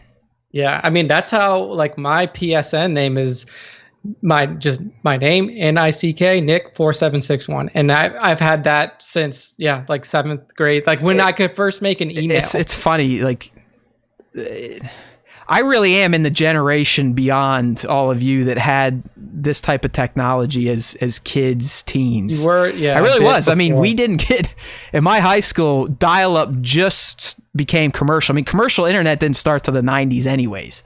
Yeah. And then we had like one computer lab with 2 computers dialed up at my high school in the late 90s. Like email addresses, again, I would have been late college. Like I got my first email when I went to Ohio State. I mean, that was it. Wow. Okay. Yeah. I got my first email. I mean, there was no email addresses in high school. There was no fucking email. It's true. Yeah. I remember AOL just showed up in the late 90s. So it's just, I don't know. I'm having a moment here where it's like I've lived long enough where I can now see the differences between generations that sometimes are only separated by 5 to 10 years. Yeah. So very interesting. Thank you for the clarification, Jared. Good to know. Now we know that he will always be 730 and will never drop it. But also, this shot here, Ulysses underscore ridiculous. GRN2, Just beautiful fantastic stuff. Next up, we have a vector I love this.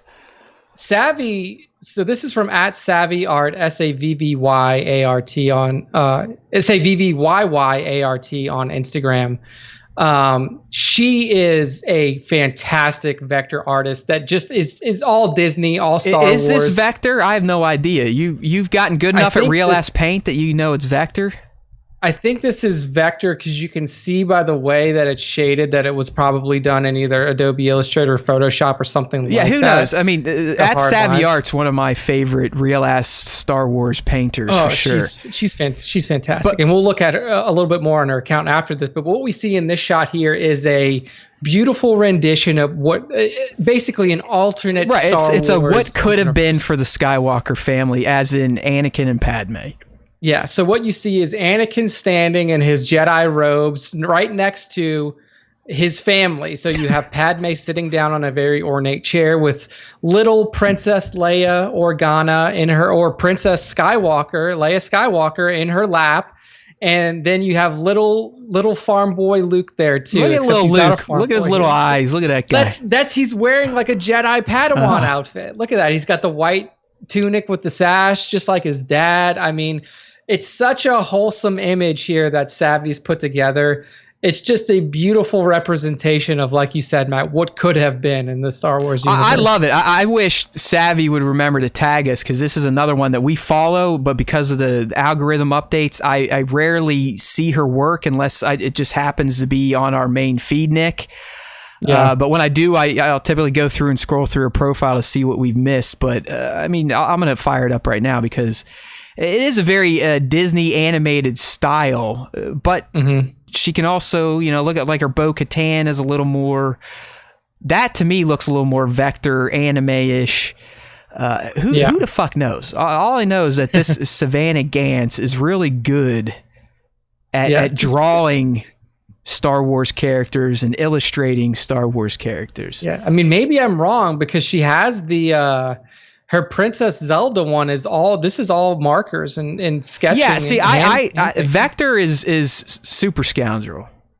Yeah, vector art is super scoundrel. But I just looked at the lines, and I mean, she has very clean line work, which is usually indicative of it's insane. Of like a vector art. Like I don't know how people's hands do this. I mean, I talked about last week. I'm sitting here watching my daughter, and we're starting to do pen control, and I'm just like, oh no, she's gonna be fucked like me. Zero artistic ability, and probably can't even handwrite language that people will be able to read. Yeah. So it is wild that, you know, people like at Savvy Art here can do this with their fucking hands. Yeah, with her real hands. I mean, and she, again, like I like to call out if the artist lists any sort of shop on their IG, and it looks like Savvy does have an Etsy, so you can go to her Etsy and get some sketches, some framed portraits of her work there, and they look pretty. $20 for one of these portraits, free shipping. Like, come on. Can't really beat that.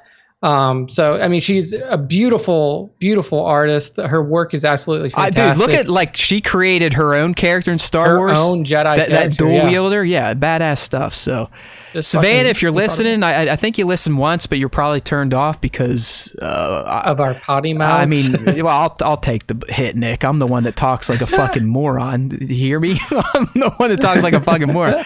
But we do love your work. If you are listening, get those tags going again so we can get through the IG algorithm nonsense to speak your name more often. So that is at Savvy Art. But yeah, this What If Skywalker family thing, I want this to be a Disney Plus series. I mean, right? I know. It's got the Disney animation style already. I mean, it's like, what is that? This is kind of like the late 90s, early 2000s Disney animation, kind of Tangled-ish, not so much CG, but getting there. I love it. I would love to see what this Skywalker clan could have done and achieved. I mean, that's a perfect miniseries, like for YouTube is like Star Wars What If. Or, I mean, that's kind of what like Star Wars Theory does, or Star Wars Explained. Exactly.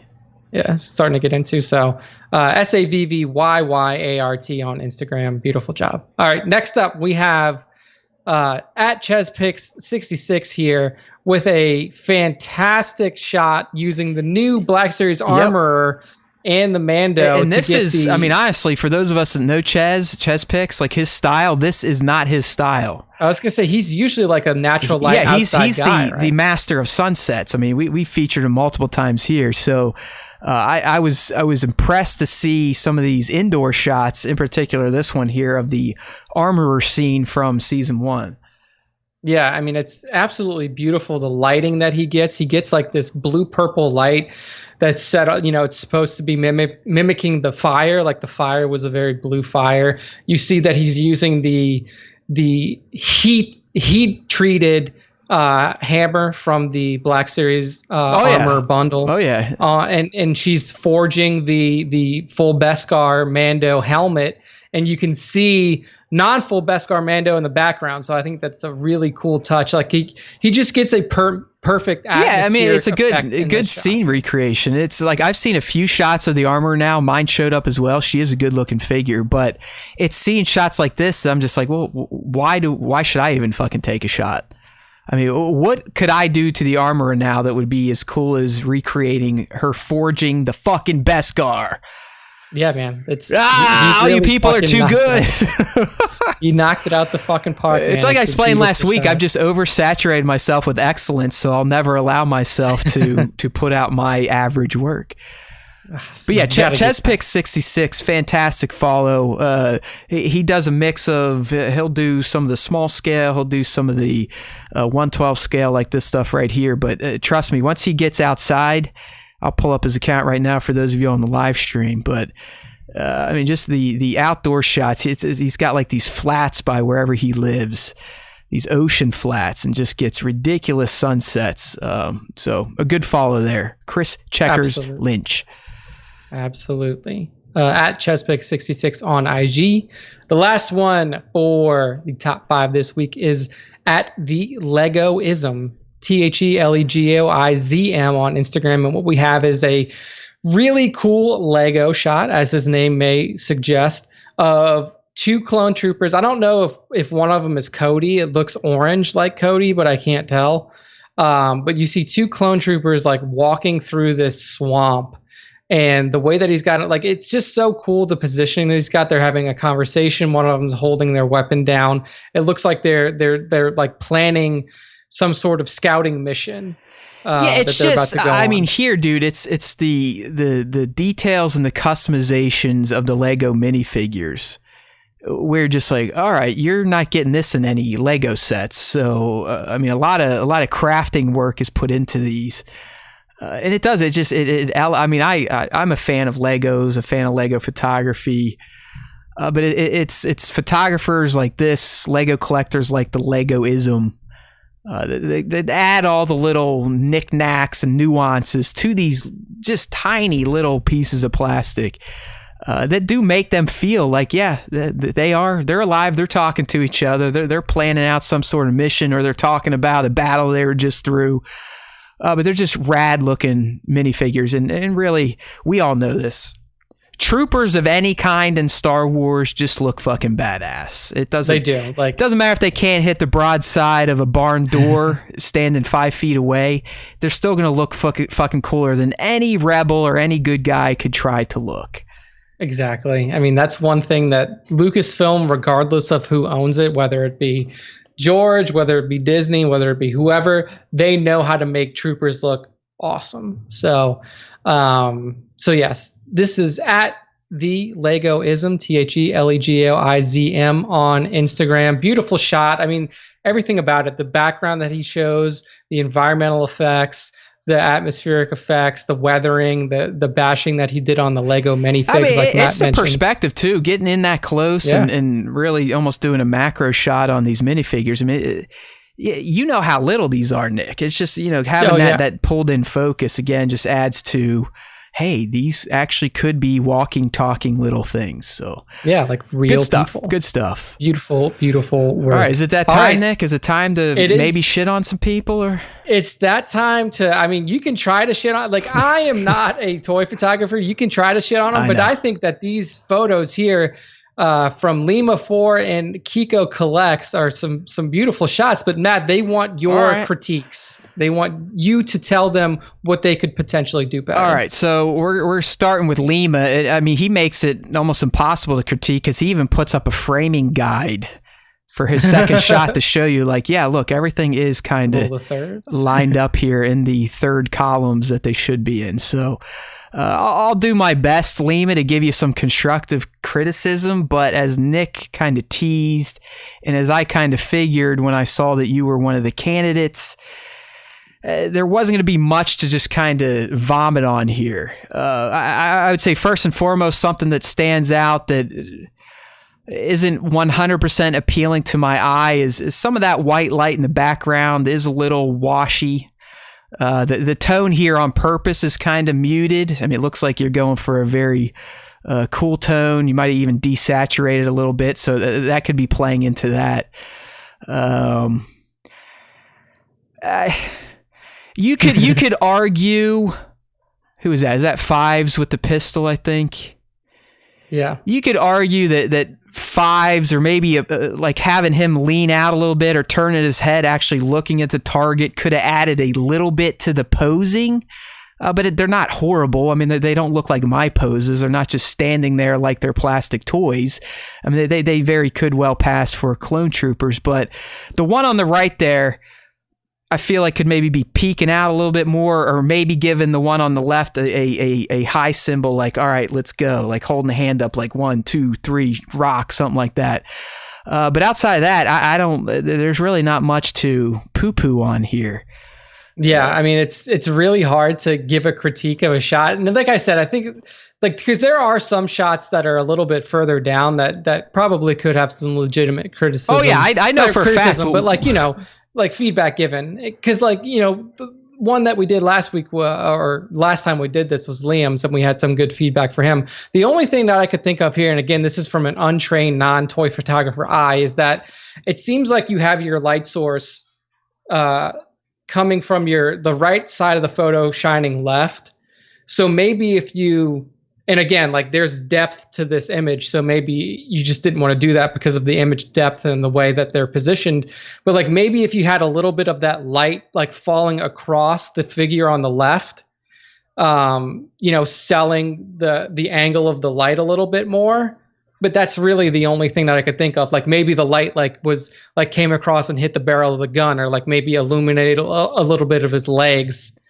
Yeah, I mean, if you look at the behind the scenes, I think he's going for, these two are outside of buildings, so they would not be affected by the same light source per se. Yeah, by the same light source. So. Yeah, I mean, like, hey, what are you going to do? It's hard to really pick apart a shot that's pretty well done. I mean, exactly. I'm not going to say this wait till you see the fucking next one. Yeah, it's not like a 10 out of 10 type of shot, but it's still, it's like an 8. I mean, it's a damn good shot. It's finished nicely. It's been post-processed well. It's got a nice soft tone to it. I do think, I mean, as I said, that bright white in the background could have been muted a bit more, but it looks like the shot was intended to be a little bit desaturated. So, yes. I don't know. There you go. Well done, Lima. Hey, Lima for photos. I'll continue to follow you. I don't think your shit sucks. I mean, you're clearly better at staging than my dumb ass. So who the fuck am I gonna? What am I gonna say? At Lima for photos on Instagram. It was one of our top fivers last week. All right, next up we have at Kiko.collects. Come on. He's asking for. Yeah, that's what I said, man. Like he's asking for some critiques. We almost need to. I need to just start rejecting shots immediately when they submit them. You know what I mean? I think this is just like an ego stroke. I'm pretty sure. I feel like this was a top 5 at one point in time. It was at least a featured shot. I mean, my God, Kiko Collects is one of my personal favorite accounts because again, this person shoots the way I do, but does it 10 times better. And I'm talking portraits. We're looking at a portrait of the Hot Toys TPM Darth Maul. Perfectly posed, perfect eye pose, perfect lighting. What the fuck do you even... I guess you could say on, like, as we're looking at him, it would be his right eye. To us, the eye on the left in the image. Mm-hmm. You could argue it's not 100% super clear focused.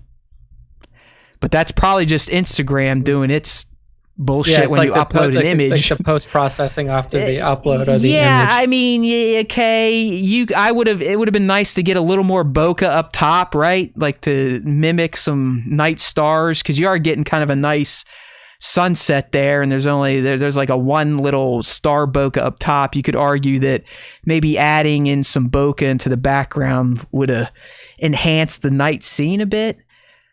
I think the only thing that I can think of here is if maybe the interrogation droid was moved back a little bit more to give some space between. Yeah, so it's not eating so much of the frame. Yeah. No. So you move it back, so you shrink its focus down, which gives you a little bit more space to play with the sky. Yeah, okay, there you go. I'll take that. And then it isn't, like you said, Matt, it isn't like eating up so much of the frame. You should do this segment. It actually would be better for someone that has never done this before to pick shit apart. But I think it's good that we both kind of put some input in, because like you're actually critiquing the techniques, what's used, the like the actual toy photography of it, and then I kind of look at it as a viewer of art. Like, what do I think could just improve? I got you. My viewing it's hard though. I mean, again, people, come on, give us some shit. Give us some shitty work. I want to like at least say 1 or 2 bad things, or this segment is literally just becoming in Matt's top 2. Like we have the top 1, the Matt shit on post, and then it goes back to the Matt top 2. But in all seriousness, really, I mean, good effort by Kiko Collects, great effort by Lima for photos. It's hard to critique well done work. We've done our best, and it's little like Nat's ass type of shit we're picking on at this point. Really nicky nacky kind of stuff. So, but we'll keep at it. We'll keep at it. Yeah. So that's the end of the fan breakdown for this week. Again, like I wish that we could have given more poignant or more pointed critiques, but I just think that it's. The Here, two man, shots are this is one of my best shots I've ever done. Critique it. It's like, okay. Yeah, it's like, so, but I do think that some small things could make it a little bit better. I see. So that's the end of the top 5. That's the end of the fan breakdown for this week, and that's the end of our show. We're at 3.5 hours. Yeah, like I mean, usual. To break down shots like this, I feel obligated to almost bring in someone like 1/6 shooter that gets paid professionally to shoot 1/6 scale. Like you rag on it, Trevor. Like I mean, what the fuck am I going to say here? Yeah, I know. It's like we. Like don't get me wrong. Every morning when I'm sliding through some of our tags, I'm like, Jesus Christ, this person is bad. But I'm not going to say that out loud. So. Yeah, I mean, I can see, like, I know what's going to be our, like, next up, more than likely for our for our next ones, and like maybe we can find some stuff to critique. Right. But it's just like we have some fantastic, like, people who send us stuff. They're legitimate fucking killers. Okay, well, I will keep picking at your gnats' asses then with these submissions. So as Nick said, though, we're putting this episode to bed. The longest episode in Star Wars Time Show history. Is anyone still alive that has tuned in from the beginning? I highly doubt it. I still think Nick and I are the only two schlubs that actually make it through an entire episode of the Star Wars Time Show without passing out, without rolling our eyes, or without vomiting. But we have made it to the end, so it's time to do the Star Wars Time Show dance, which is, if you're new, one of these, one of those, and one of these. So if you're on the live stream, you got to see some of the most sexiest white men dancing of all time. If you're not on the live stream, though, this is what we need you to do. We need you to get with the program. What does that mean? Well, that means get on over to StarWarsTime.net. Get subscribed. Bookmark the motherfucker. Once it's bookmarked, subscribe to the podcast. We don't care if you don't listen on the podcast platform. We want the numbers. More importantly, we want your ratings and reviews. If you've already rated and reviewed it, tell some other idiot to do the same. They may go, well, but I don't like Star Wars podcasts. And you go, well, I don't like you either, but you can just go fucking rate and review this Star Wars podcast from these two bozos, so the one stops fucking whining about how no one likes him. Thank you. It's that easy. If you want me to shut up, if you want me to quit bitching about being losers, you know how to fix it. The other thing you need to do while you're here at StarWarsTime.net is get linked in with our YouTube channel. When you're on the YouTube, as some of our hardcore fando assholes do every Tuesday, like the video, comment, and pass it on to someone else. All right? Last week, when I opened up YouTube after our last live stream, we had 2 dislikes on the stream and a lost follower. That lets us know that we did our job. Our show was so bad that 2 people took the time to dislike it on YouTube, and 1 took the extra step to actually unsubscribe from the channel. So I hope that person was a KRT superfan, because that means we did our work. But really, though, I'm not fucking around. Like, there's no Patreons, none of this stuff. I'm not saying it's never going to be that way. But the biggest way you can help out myself and Nick and to quench my thirst for Star Wars podcast fame, that is. I want at least 100 people to watch the show versus 10. Come on, I'm not asking for much. You just need to keep talking about it. Spread the word. Keep that organic shit going. We've seen some of the recruiters in our Discord. They'll show us their screenshots of their DMs where it's almost like they're trying to sell a drug to someone. They're like, hey, check this shit out. Star Wars Time Show. Have you ever had a hit? And they're like, oh, no, but I'll take a toke later tonight. That's what we like. Keep that shit going. I know I get on here and I complain and I feel sorry for myself, and I'll still feel sorry for myself when I get off the mic. But when you people are like, hey, shut up, quit being a pussy. We like the show. It grew on us. People just need to hear it once and they may stick around. I'll take your word for it once I see the numbers ticking up. October recovered, but we're flat. We flattened out. We need to get past this plateau. So we need the fandos, we need the people on Instagram, the hashtaggers, the hashtag Star Wars Time Show, the @Star Wars Time Show. Keep pumping us up. Lie to people. Beg people. Overinflate our excellence. Clickbait us to your friends. Because you never know. We can trick more people to listen to the Star Wars Time Show. And why do we do that? Because there's always time for Star Wars time. We said it before. I'll say it again. And you all know it. All of you in SWTS Nation know there is always time for Star Wars Time. But more importantly, you know that if you listen to the Star Wars Time show, the Force, via midichlorians, will be with you always.